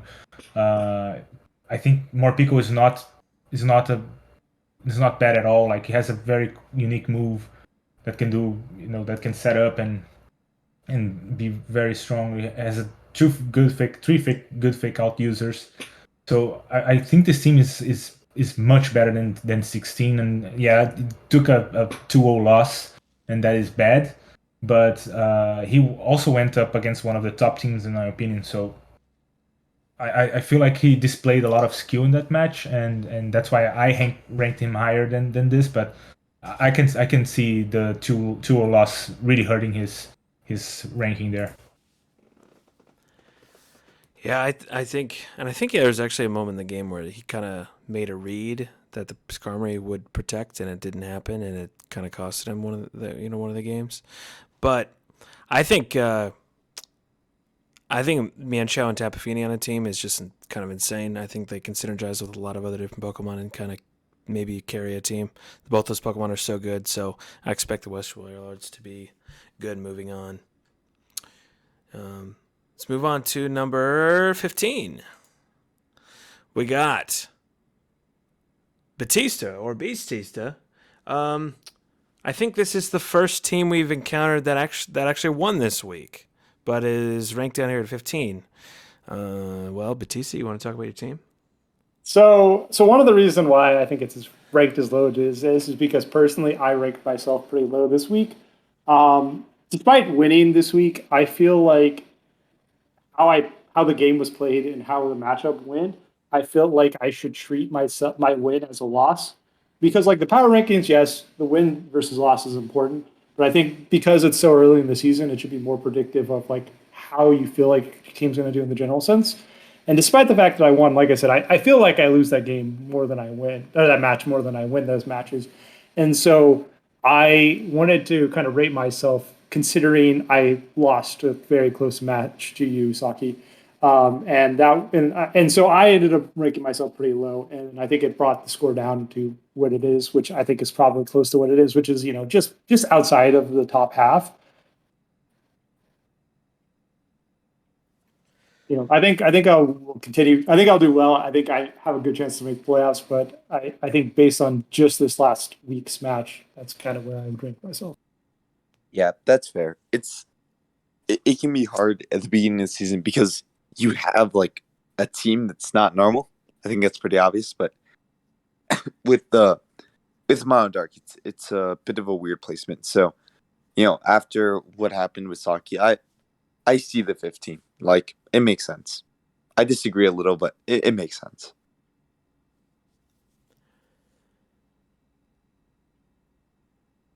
Yeah, I think it's hard, but like I too think your team is super strong. Like I don't know if there is a better dark team out there. So I really like this team, and I understand your point of you felt like your game plan wasn't executed the way you expected it, and that's why you ranked yourself a little lower than you should have. And yeah, I can see the like, to me, the winning or losing don't necessarily make or break the teams in power rankings. It's more about performance and um, overall team power, because that's what we're talking about, is power rankings. So I think if you put all of that in the mixer, I can see the 15, but I also feel like this is probably your strong. I think I see this every season, but I'll say it again.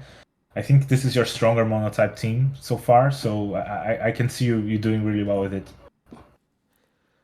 Yeah, I think. Well, I rated you above myself just because I felt like I don't know. I don't think I got hacks or anything. I think I was just. I think it was mainly just outplayed, and that's kind of what I was thinking. I mean, it's hard to rank a monotype team, but I would agree. I think it's a really strong one. And like prepping for you, yeah, your team is monotype, which makes it easy to bring fighting type or fairy coverage or whatever.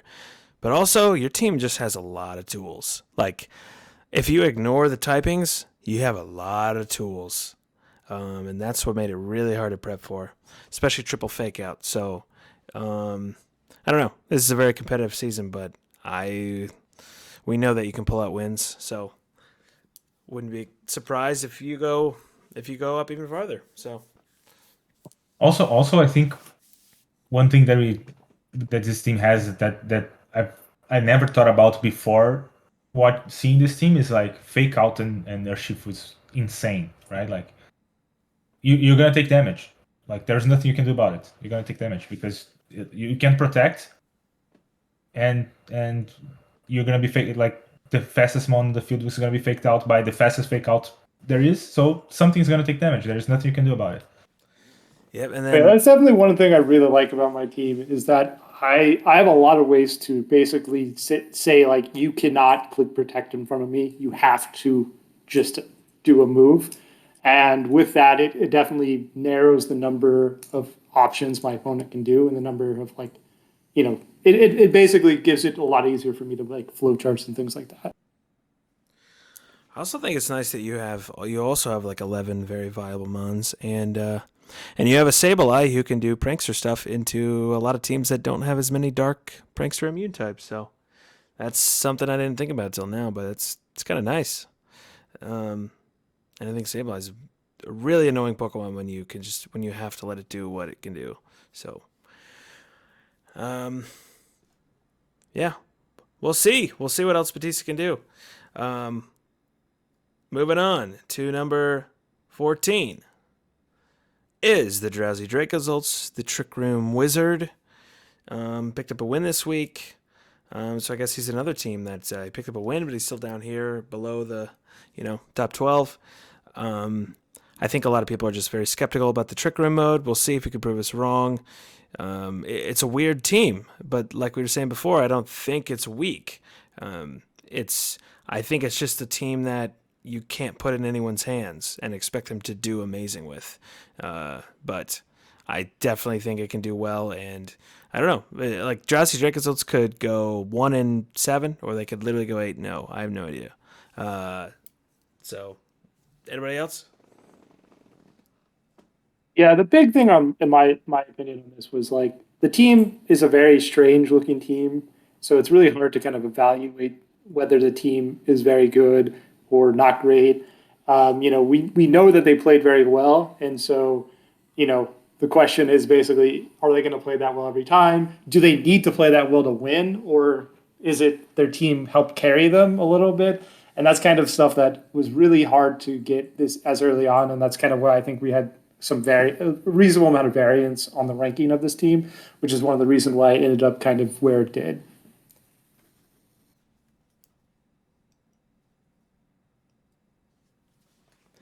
Any other comments on this team?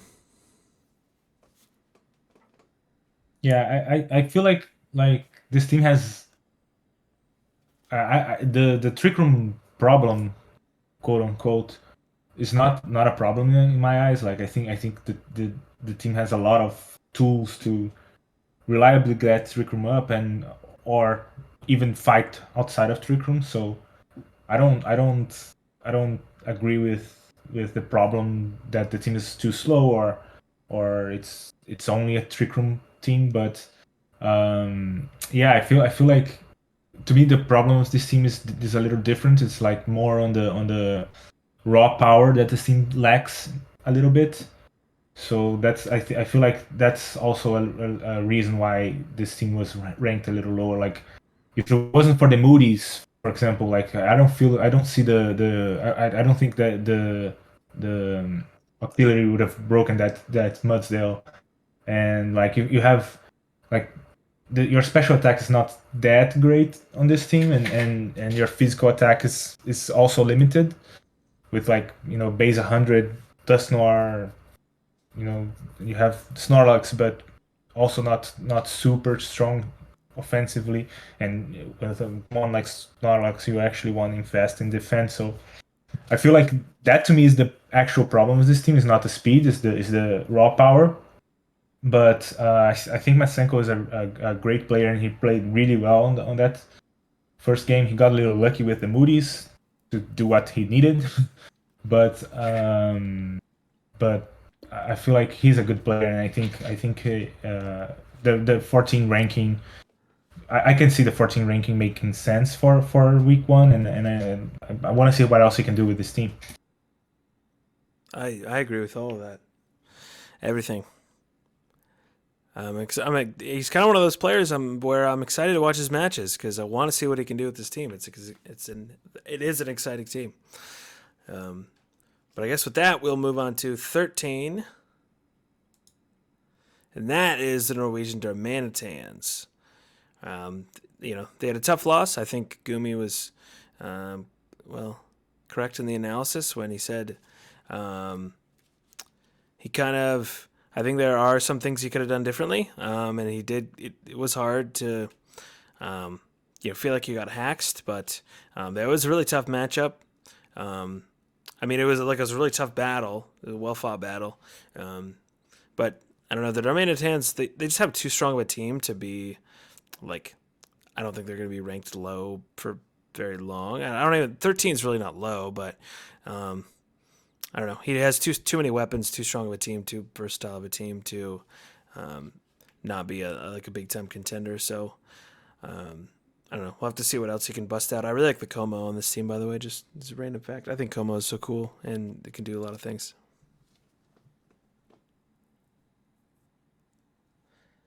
Yeah, I think that as you said, they just have such a strong team, and it's hard to put Calypsia below. It's hard to put Calypsia even below 12, right? So, yeah, I think this is a pretty solid spot for him. Even though he did have a loss, he's above a couple of people with wins. He he won't be here for long. We know that. So.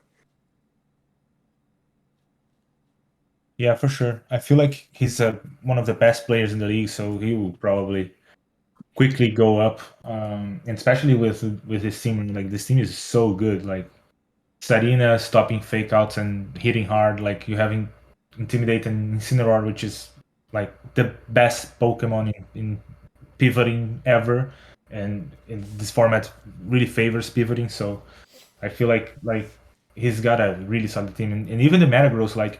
When we were drafting, I looked at Metagross and I was like, I don't know, because Metagross is great in max, but most likely it's not going to be good in non-max. But as I was like looking at my VBA team, I started considering drafting the Metagross because it has a lot of unique things that only Metagross can do that are pretty powerful. So I think Calypso is gonna do well for sure, and I would be surprised if in like 2 or 3 weeks he's not like at the top 5 or something.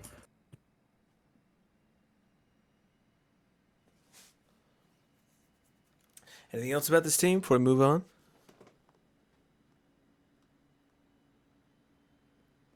All right, let's move on. We're moving on to the top 12. So at number 12 is the South Croydon Soars. I feel like this team they're not untested, but they kind of got away with using like a really, really nice Lipard and DD combo that is not going to work again like every week. So, and I think it was a really good bring. I don't think it will be as successful in coming weeks, but I really, really like that bring. They also have a really nice sun mode. They don't have a sun setter per se, but they do have the light part that can set the sun, and I guess they could figure out other ways to do it. So I think they have a very, very strong team, and a lot of, they've got a lot of power. But I don't know. I don't know. I don't know about this team. I think it's really strong. Well, There's not a lot of like straightforward combos that they would use. yeah, I think their team was very good. I think, in all honesty, the fact that their lead was so good is kind of like you said, might be a little downside in their ranking because they are a new player for the league, and so we kind of saw the lead do so much work. We didn't get to see kind of them make any major decision points because they kind of were in a lead almost the entirety of their game. Yeah, exactly. So we didn't get to really like test them as much as we want to see, and like this, I've never seen this person play, so I only have 1 week of play to kind of judge off of. But that being said, I mean they're 1-0. They got a very decisive win, so it was kind of really hard to rank them low. I'm actually a little surprised that they're ranked down here at 12. I guess just the other teams we thought were better. Um, but yeah, they got a full Yeah, balanced team and they can do a lot. yeah, for sure. Grizzle is in the same division as me and Matrix and Gert in EGA and Frey too. Um, but he's a really good player. Like he's doing really well there, and I expect him to do well here too. Like the thing about this team that I like and dislike at the same time. I know it's very weird, but that's how I think.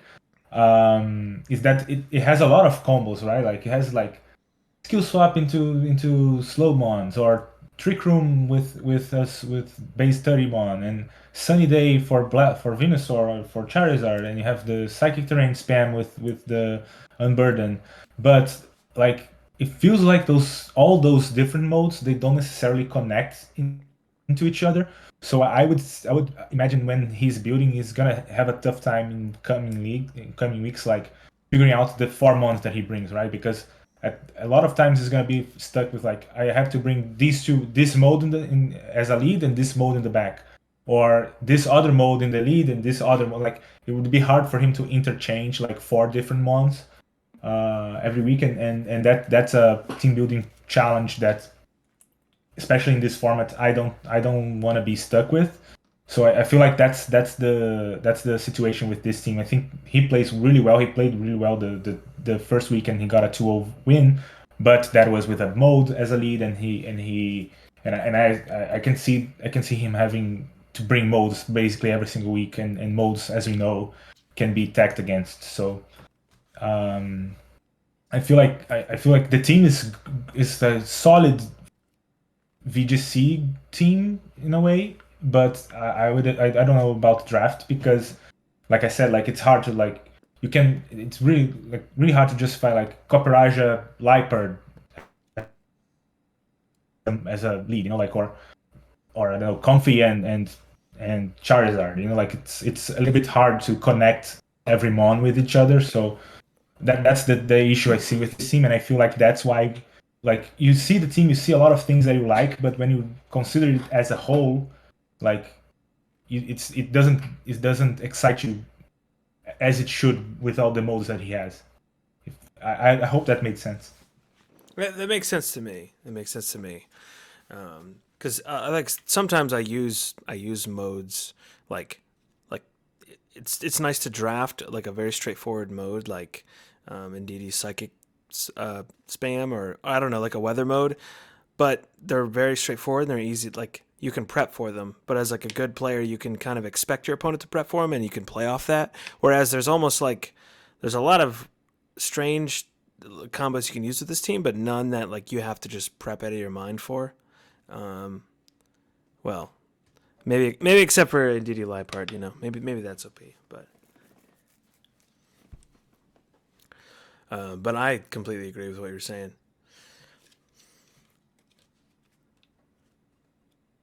Anything else before we move on to number 11? Nope. Okay, we're going to 11. 11 is the Pogging Porygons. They picked up a win this week, but they're number 11. They had some. I mean, they beat I would expect one of the top players in the league, in my opinion. And they have a really, really nice team, and they show that they can use some things like the Shell Smash Poltergeist. I mean, that's something that, and it's kind of strange to use. And if you don't use it in the right position, it can just bite you. But I thought he used it really well, and I'm personally am not someone who is really, really set on getting a Firewater Grass Core. Like, I don't think you have to have one to have a good team necessarily. So, but I think this team has a really strong one, and if that's what you're going for, then this is like the top of the top. With Tapu Bulu, Cinderace, Suicune. It's really hard. I think Suicune in general is just really good. I don't know. Any thoughts on this team and with the ranking? I completely agree with the Firewall Grass card. Actually, this might be the strongest one we have. Like it's really well balanced, right? Like you have fast offense with Cinderace, you have bulky offense with the Tapu Bulu, and you have defense and support with the Suicune. So it's really well balanced. Like it's very strong. It's most likely gonna be the best Firewall Grass car in the league. And uh, differently than you, I feel like a Firewall Grass car is very important. I don't know. I like personally, I don't know how to play without one. So um, I feel like this team has this going for it, and it's a very very strong. Like you can most likely, especially with a Cinderace that is not necessarily only fire type, like you can most likely bring those three and Togetic every week and have some sort of way through most teams. So I feel like this is a really good team, and Frey is a really good player and a very offensive player, which I really like.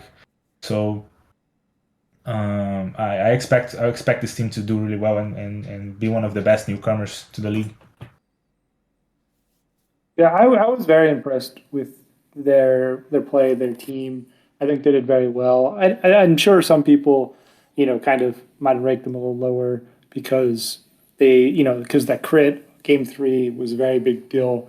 It probably, it may or may not have been the deciding factor of the game, but I do think that team is very solid, and I definitely think that they're going to do quite well.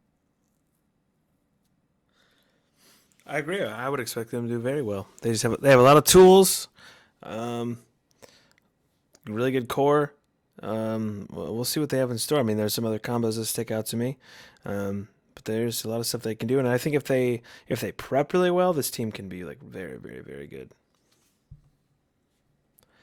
So I guess we'll move on to number 10, unless we have anything else to say about this team.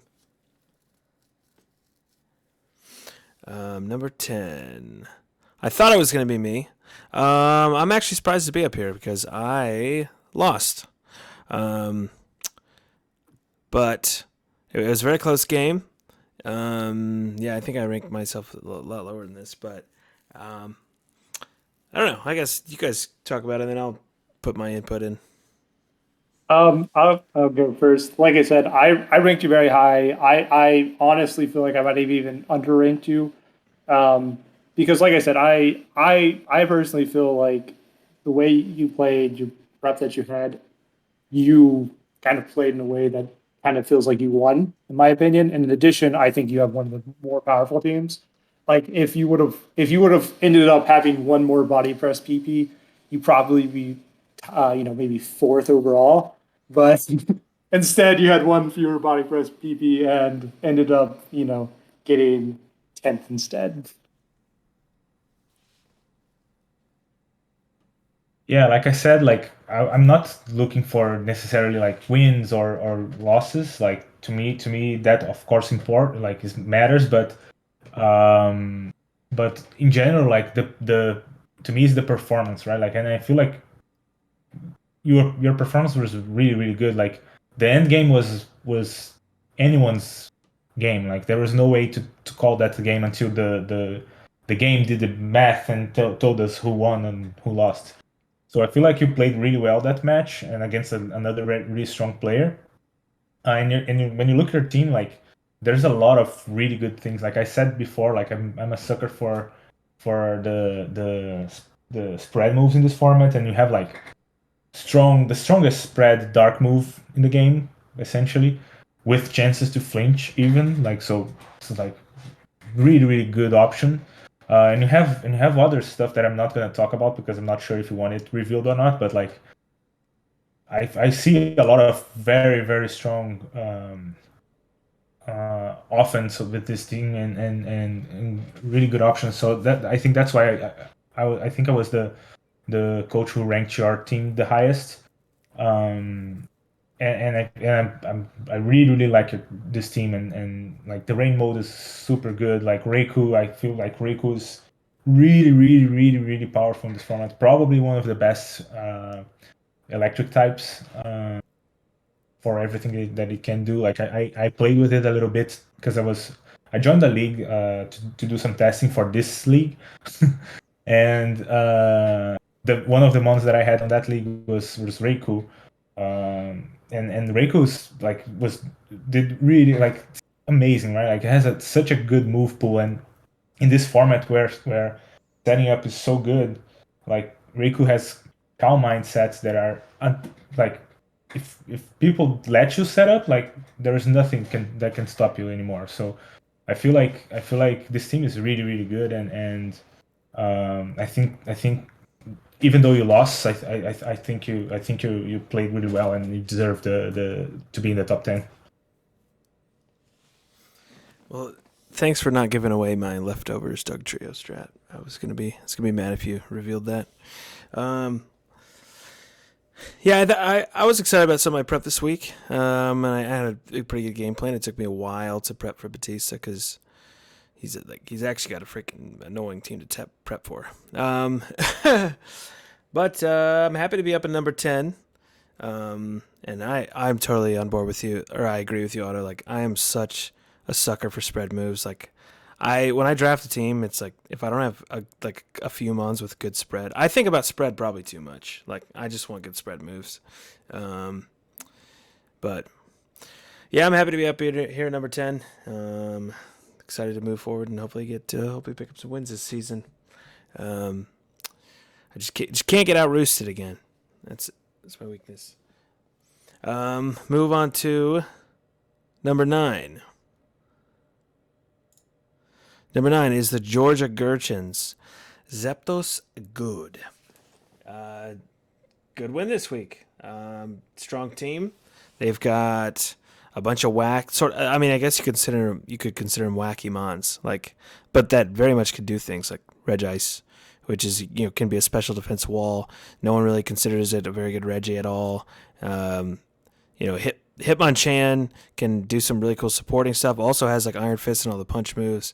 I think Torracat's really good value. I think this team is pretty strong overall. Not a lot of combos that directly stick out to me, which is honestly good for the team because right off the bat, I don't know exactly what to prep for. I think Meowstick is a really interesting prankster mon. And yeah, this team, I know they were in the VDL previously. I have never seen them play before until this week, and it was really cool to see them play. I think I'm excited to see their future matches. Yeah, I think a big one is like a lot of people like their team going into the week 0 power rankings. It was pretty highly ranked, and they had a pretty convincing win. I think I feel like maybe they need kind of one more match. Kind of like you said, a lot of the people in the VDL in general don't know them super well, and so we might not have had the best judge on how skilled we think they are based on the one match that we've seen, and that we definitely might have a little bit of bias to the people that already have been in the VDL just because we know their skill level. Yeah. I feel like one thing that we should all note on this team is the video that they made. Like that was really cool. Like right? It looked like really awesome. The edit, like taking out all the waiting times and necessary animations that we have in the game. Like that was a really well edited battle video. It was very enjoyable to watch. And on the team itself, like. Yes, I'm like everybody knows. I really really don't like repeated in this format. Like I feel like it's really really difficult to position it because it's weak to so many things and its speed tier is not fast enough for a scarf. Even though I've ran it before, but it's really hard to make it like attack first. And if it doesn't attack first, it's most likely going to take a billion damage. But this team has. Like on this team, the repeater actually makes sense if you look at it. Like, it works as an offensive threat with the Porygon 2, and at the same time, like you have because Rhyperior's biggest flaw is the special defense, and you have a special wall in Regice that can basically protect Rhyperior against most things that are not fighting types, and you don't have that many fighting. Special attack anyway, so I feel like it's a good team for Rhyperior, which to me is the weak link of this team if you think about the value of picks. But other than that, like I really like the way he played, and I think that the team overall is really strong. Like I love Intellion. It's probably my favorite starter in this gen. I really like the CGY2. I actually wanted to draft it myself, so I have Meowstic and VBA right now, and it's doing a lot of work for me. So I really like this team. Double Intimidate and Porygon 2 is a nightmare. So yeah, I can see this team being very, very strong, and the way he plays, I mean, seem to be really solid too. Yeah, he definitely has a lot of cool pieces, and I think Meowstic, like Porygon 2 under screens, seems insane. He just has a lot of damage output. Really good team, and he got a good win. So nine's a nice place for him. So moving on to the top 8, and we're kind of moving on to those teams where, I mean, it's really hard to rank. I mean, it's week 1, but it's really hard to rank teams, just because a lot of them just look really good. So moving on, number 8 is the Beantown Binicles. They picked up the win over the Scraggies, I believe, and they had that really nice AV Lurantis. I feel like the Lurantis can do so much in this format, and they used it really well. You've got the electric mode. They've got a lot of scary options on their team. The Volcarona that can flex with the Rage Powder support to offense. I don't know. A lot of tools on this team. And Wheezing is always so freaking annoying. So, yeah, we thought they were, there are a lot of good teams that were hard to rank. We put them here at 8. We think they're a really strong team. Yeah, I mean, I don't know. Not much more to say from my perspective.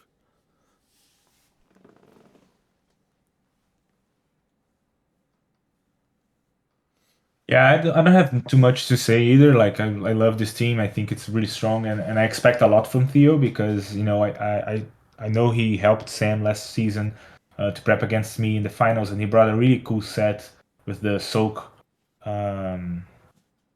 Feeny. Actually, Sam ended up not bringing it, but it would have been really cool. And week 1, he already brought an attack that to me was one of the coolest in the week. So I expect a lot from Theo, and this team seems to be a team that has a lot that he can work with.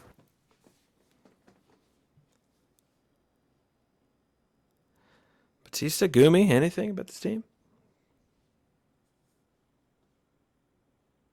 Not much. I think, they have a lot of tools and they use them. And like, Lurantis just seems so cool. Like, they just used it really well, and I'm like, man, I want to use Lurantis now. But yeah, I think they have something. They're in a hard division. But yeah, I'm just curious to see how they do as they move forward. So yeah. Yeah, it's only week 1, so it's kind of hard to address too much. I guess let's move on. Dude, just look at this team. It just looks scary to prep for. Like so many things. Okay, number 7.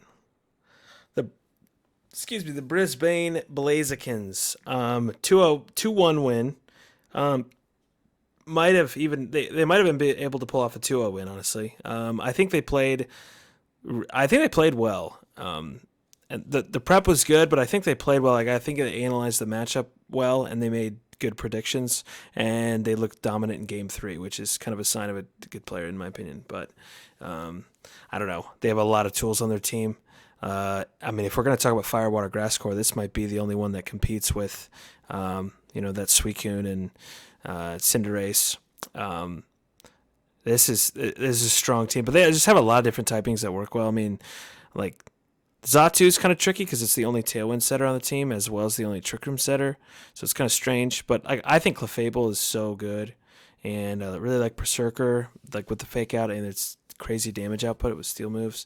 But then like just the Duraludon and the Rotom and the Blastoise and the Entei, they're not frail Pokemon, but they put a lot of damage output. So they're really annoying to deal with if they're in the right position. Like you got Fake Out, you got Inner Focus, you got Levitate stuff. Duraludon, I think, can be really annoying. It actually gets like Snarl and some other supportive moves it can use. But yeah, I don't know. This team looks just really strong, and I don't know. Depending on which 6 Pokemon it brings each week, this team could be really, really good. So I think they're deserving to be up here, especially getting a win. But what else do you guys think? Yeah, Yeah. Clefable.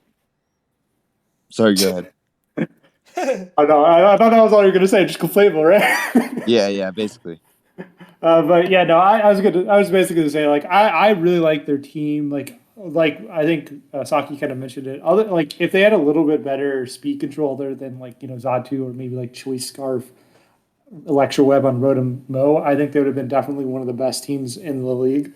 Um, like best but I think that overall they showed well at being able to adjust in mid game and realize what they need to do in order to win a game after going down 0-1 in the first game.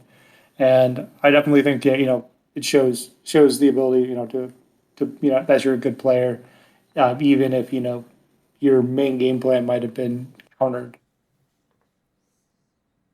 Yeah, this team is, as you guys have said, just crazy strong. Like you have Clefable, which with any like top mon is just really solid. Clefable Buzzwole, just like if you can't get past Clefable, you lose, right? Like there's just so many strong offensive threats that Clefable looks so good here, so good on this team, and I just love Clefable. So yeah, Clefable, it's just so good.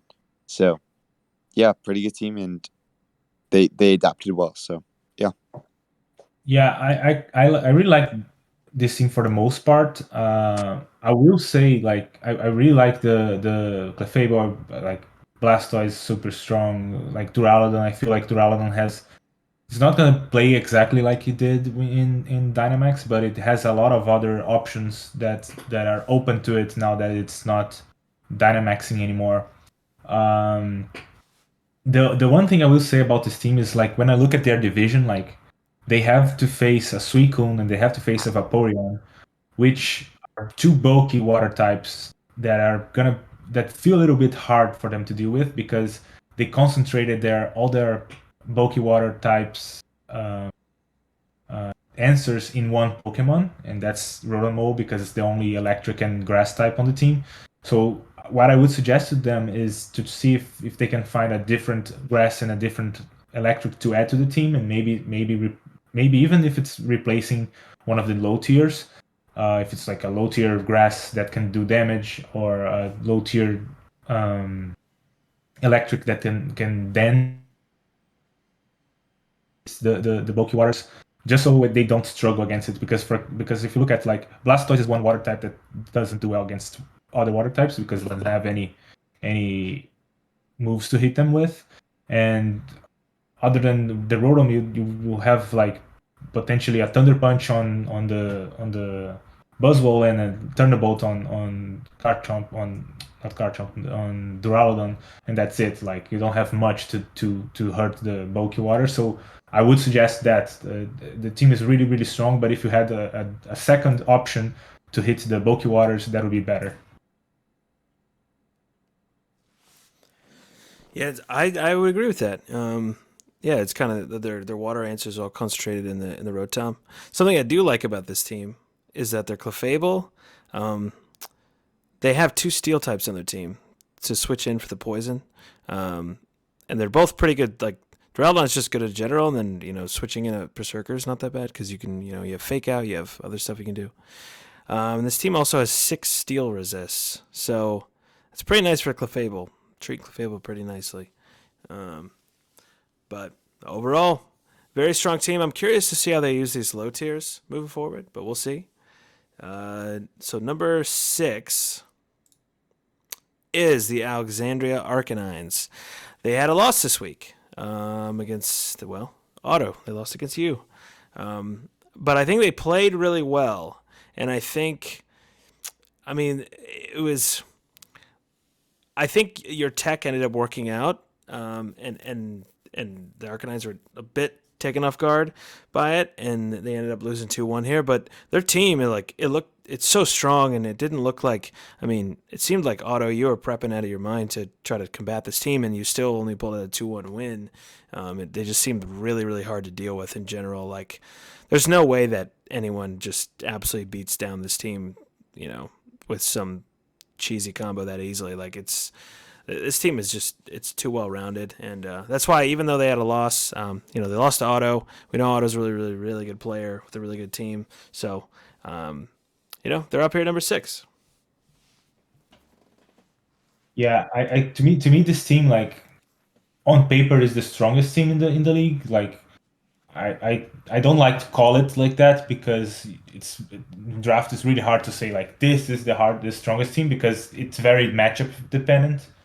But like, I don't see a weak link in this team, right? Like, everything is good for different reasons, and it's tough to prep for. Like, you have to have, and one another important thing about this team is that because you have to stretch yourself so thin to prep for everything, like, you're gonna have wasted prep for sure. Like, my Haban Berry Laches, like, was for nothing. Like, I wasted an item because I wanted to have something that could deal with the Latios.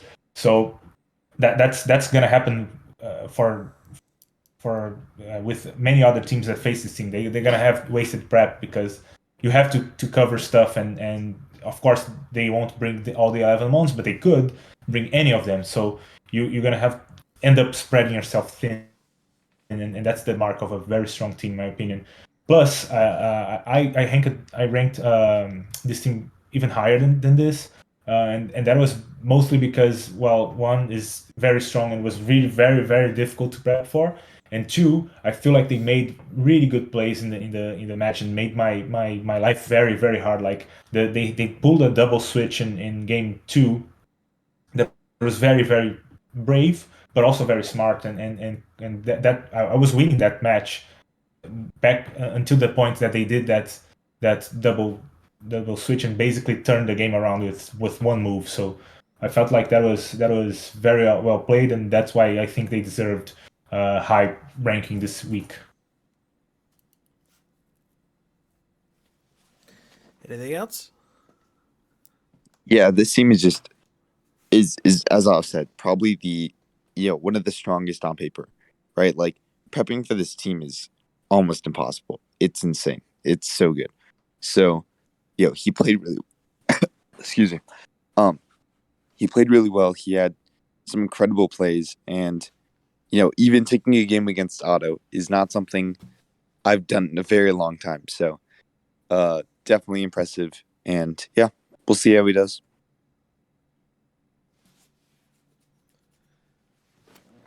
Alrighty, moving on. This is the top 5. Top 5. Number 5 is Rebellion. Rebellion was ranked consistently very high last season. I think he only had one loss in the regular season last season. He's up here again in the top 5. Let's see if he can hold it. See if he can smoke some more boots here. He had a pretty dang good win. He leaned on that Blissey a lot, and he's got his stupid Serene Grace stuff. Though now everybody else is gonna be looking out for. Everybody's gonna tech Misty Terrain on their teams now because they're going against Lucian. I don't know. He's got a really kind of a wacky team in general. I do like the Archeops with the Wheezing combo. I've always wanted to try that. I think it's really cool. Regieleki is something that's always so annoying if you have a generally fast team, especially if you don't have fake out and you're like, God, I gotta go against Regieleki. It sucks. I don't know. But I like how he played this week. I think he like pretty. I mean, it's fair to say that he definitely out-prepped and outplayed his opponent this week, and I don't see any reason to rank him lower. I think he's a fantastic team and did well, and we'll see what happens going forward. Yeah, I definitely think Rebellion kind of, found a weak spot in the opponent's team, exploited it, and in addition to that, played well during the match. And those are kind of all good signs to show that they should be pretty highly ranked. I think their team has some oddities in it or things that are not as standard, and that's probably one of the reasons why they're not necessarily top number 1 or top top 2 or 3. But I think those are all good things to kind of make them feel like they should be pretty highly ranked. Yeah, I agree, and Lucian is a different kind of player. I think, like, most of us, like, when we're prepping for draft, we're trying to like cover for every possible option that your opponent can throw at you. But Lucian, I think he flips that logic, and he basically like, I'm gonna bring this, and let's see my opponent deal with it. And then like if your opponent like calls it wrong when prepping and doesn't prep for that one thing that Lucian came up with, and usually it's gonna be some wacky thing. Like I remember a few seasons back he ran like physical Porygon 2 Dynamax. So I feel like it's a very dangerous player to go up against, because he can bring something that you're not expecting, and then he's gonna run through your team like really easily. And yeah, this team is really strong. Like has really strong pieces, and in Lucian's hands, like it is very scary.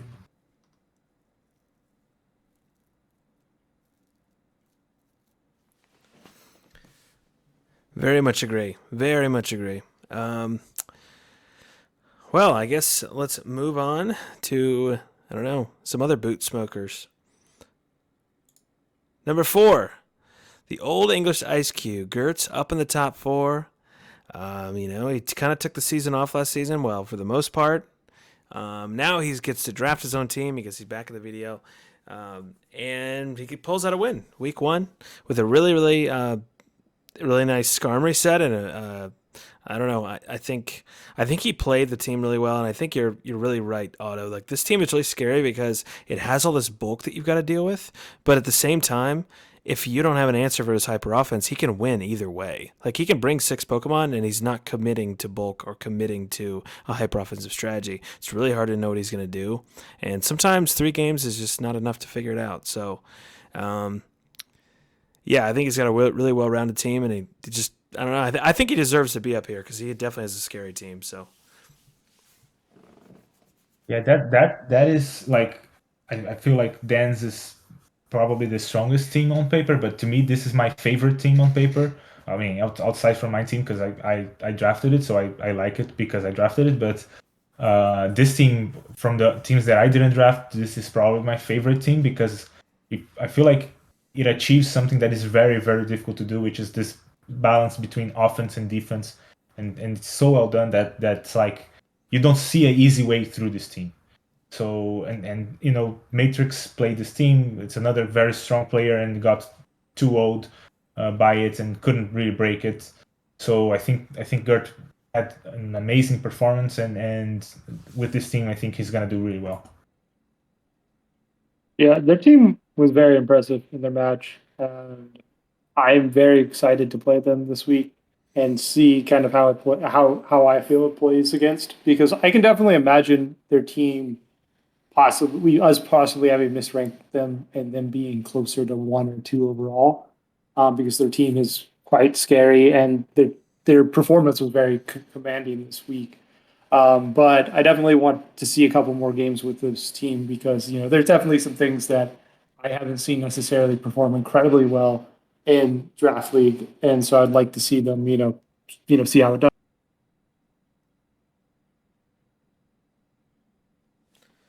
oh, I think we lost you, Beatista. That's all I said. Oh, okay. No, it cut out for me, so it was like I didn't know if you were still talking. Okay. But I agree. I think this team is I forget where they were ranked week 0, but they're a scary team, and I could see them being up here in the top 5 for a while.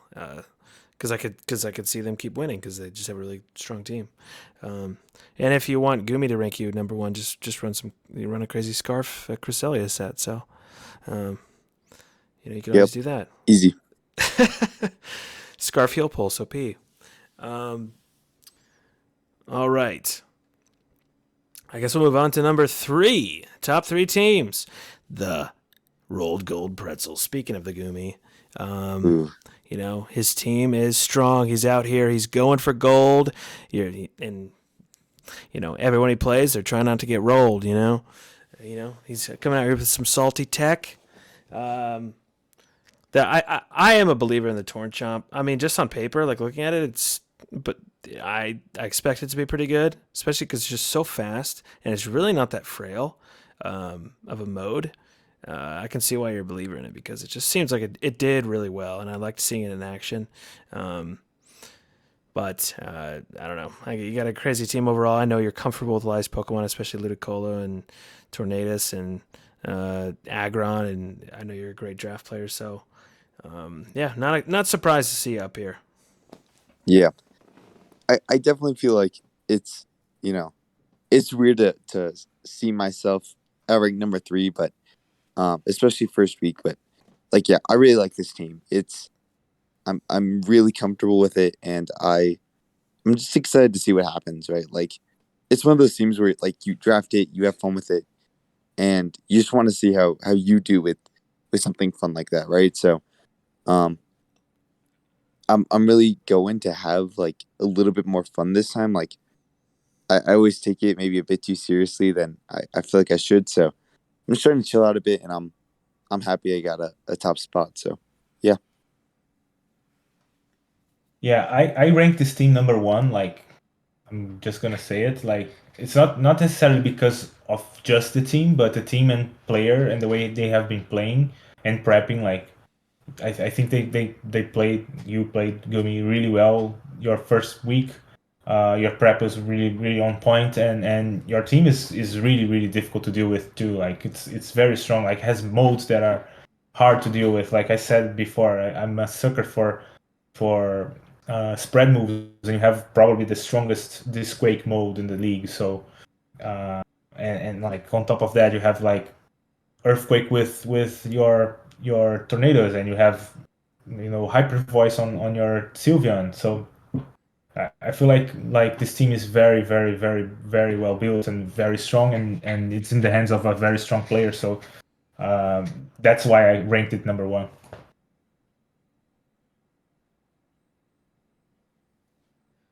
Yeah, spread moves are something that like I don't really think about a bunch, but I was looking at Sylveon and I was just like, man, spread moves are too good. And so I try to fill my team with a little bit more spread moves than what I'm used to. So yeah, it's just yeah, I'm really happy with what I got. I'm excited. Well, I think you definitely deserve to be up here. So um, I guess we'll move on to number 2. We only got 2 teams left. Who's going to be 1? Who's going to be 2? Number 2 is the Bolton Bashers. And I personally, I love this team. I like a lot of the teams at Goomer drafts, though. And I know how he plays, and I like how he plays. And I, Doug Bros for life, dude. Your Doug Bros have more hair, but you know, and you have more wins, but I don't care. I like my rain team. But I think the Bolton Bashers have a really good team all around. They got a weather mode. They got intimidate. They got a lot of tools. They have heat more. Heat more is clearly OP. It's 1-0. So I don't know. We just know that Goomer can draft the wonkiest teams and do really well. And I don't even think this team is that wonky. I think it's just straight up like really strong in a lot of ways. So I'm not surprised to see him at number 2. He got a big win this week. Prepped really well. I don't know. I don't see any reason to rank him not number 1, but I don't. I also don't think that you could say the same thing about our next team. I just think he's a really strong team and he deserves to be up here. So Yeah, I agree, and I feel like, yeah, you're right. Like, Goomer usually drafts like weird teams with weird picks and makes it work. And I feel like this is a Goomer's team on asteroids, right? Like, it is weird. Like, it has things that you don't really see people doing well with. Like, Gyarados and Serious Stan. Like, you think like, oh, it's easy. Like, I'm just gonna have something with Electroweb, and I'm just gonna bypass that Tangela and beat it. But Goomer will find a way to not be beat by that. So you're in a little bit of trouble going up against this team, and I feel like, yes, he has these weird picks in like Orbital and Heatmore that I really don't see working. But I'm sure if there's anyone who can do it, it's Goomer. And to me, this is a classic Goomer team on steroids. Like I was saying, like, it's classic Goomer. Like, it has weirdness to it, but it is very strong. So I'm scared about facing this team. Yeah, like I mentioned earlier, I think Goomer's grace period transactions getting Tangela and Gyarados, I think made the team a lot better. The synergy with Tangela, with Gyarados, Tangela with Zapdos is very good because redirection into with an electric move into Tangela is really big. So it kind of covers for both of those, in addition to having two ground Pokemon to also switch into electric moves. So they have their two main offensive threats have really good protection.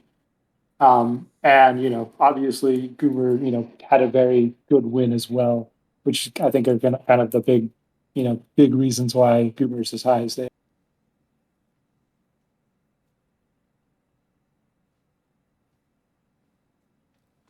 Yeah, and when you talk about this Gyarados, like I didn't do this on purpose. I'm just noticing now, but like Gyarados is protected by Electricmon, a Tangela, and a Swampert and a Dragonmon that are all resisting electric. So it's actually funny that it's been laid out this way. Like it's literally in the middle of four things that resist the things that it is weak against.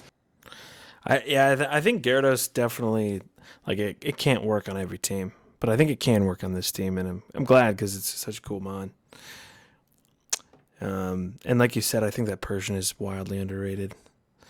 And Heat more OP, so we'll see if Goomer can be carried by the Heat more. Let's go on to number one team. Do we know who it is? Do we know who it is? Yes, we do. It's the Trixie Tricos, which I freaking love that logo, and I freaking love it. I love Trico. I think the majority of us straight up ranked Otto number one. Otto was being humble and was like, "Yeah, I'll rank myself lower," but he knows.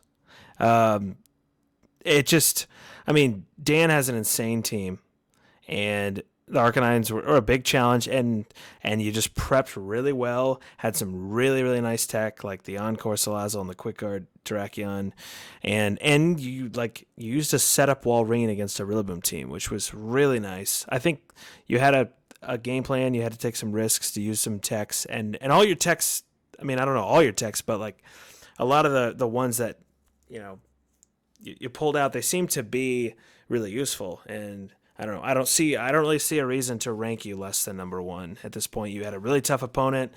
You pulled out a win, and it was because of your prep and your play, and you have a really strong team. You're a really strong player. Yeah, I don't see a reason to rank you below one right now. And Trico's awesome. So, anybody else? What do we think? Yeah, I think it was really hard to rank either whoever won that matchup. The Otto versus Dan matchup. It seemed incredibly difficult not to rank the winner of that number one because they were both such good teams, such good coaches, and and Otto, you ended up winning, and so so most of us decided that you deserved the number one spot because of that. Yeah, I can see that. Like the reason why I didn't rank my team number one is because like when I look at my team on paper and I think about the word power, like I feel like my team doesn't necessarily have power. Like I don't have any like standout combo on my team. And that's what I was going for, by the way. Like I gave up on combos altogether. So I really was looking away from combos, and that's what I was going for. But like if I take myself out of the picture and knowing everything that I can do with this team, and I look at this team as if it was someone else's team, I probably wouldn't consider this team very strong because like I don't see anything on this team that I'm like immediately threatened by. So that's the only reason why I didn't rank myself higher. And yes, I defeated a very very strong team and very very strong player. But like I said, like I feel like if I'm considering power as like raw power and consistency and things like that, I don't think I would win that match if it was like a best of 5 match, and that to me shows that even though my prep worked, it wasn't consistent. Like it basically caught my opponent off guard in game 1. Like he wasn't expecting my quick guard, so that basically won me that game 1. And then he was outled in game 3. And I don't necessarily think I out prepped. I mean, outplayed him there. It's just that I out prepped him. So I think my team has a lot going for it and has a lot of things that it can do. It's just not on paper. It doesn't look scary immediately. That's why I didn't rank myself that high.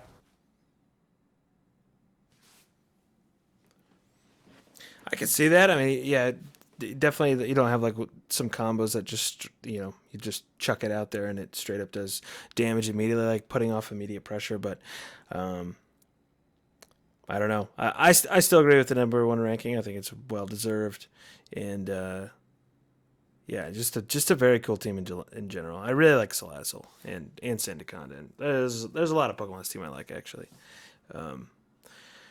Any other comments about number 1, the number 1 team?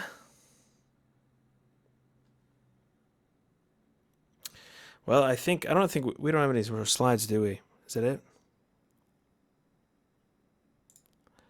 Oh, we do. No, I think we just we have that slide with teams. Yeah, all the teams combined. So here we go. Here is the top 24. You can see it right here. I don't know. Not much more else to say. I mean, we got a good season ahead of us. This is just week 1. If you're ranked low, don't be discouraged because, I don't know. I speak for myself, but I've definitely been ranked low before and took advantage of it and climbed the rest of the season. So, yeah, just it's going to be an exciting season. Yeah, I think it's gonna be it's already have been a very, very cool season. Just week 1, like so many great matches and so many cool techs that we've seen coaches bring with really, really good plays and very diverse too. Like we've had like very offensive game plans, and we had setup game plans. We had bulking out game plans, like defensive game plans. So it's been very diverse and very exciting to see every different idea that every coach had. Any final words, Beatista or Goomy? I think Goomy's gone, but no, I'm excited to see how the rest of the season goes, and and do some more of these power rankings when we get some more information for next week, because I'm excited to see what happens. I am as well. Yep, there's only going to be crazier tech to be unleashed. So, I guess if that's it, then that's it. That's the week 1 power rankings. Good luck to everybody in week 2. Awesome. Yeah, good luck to everybody next week or this week.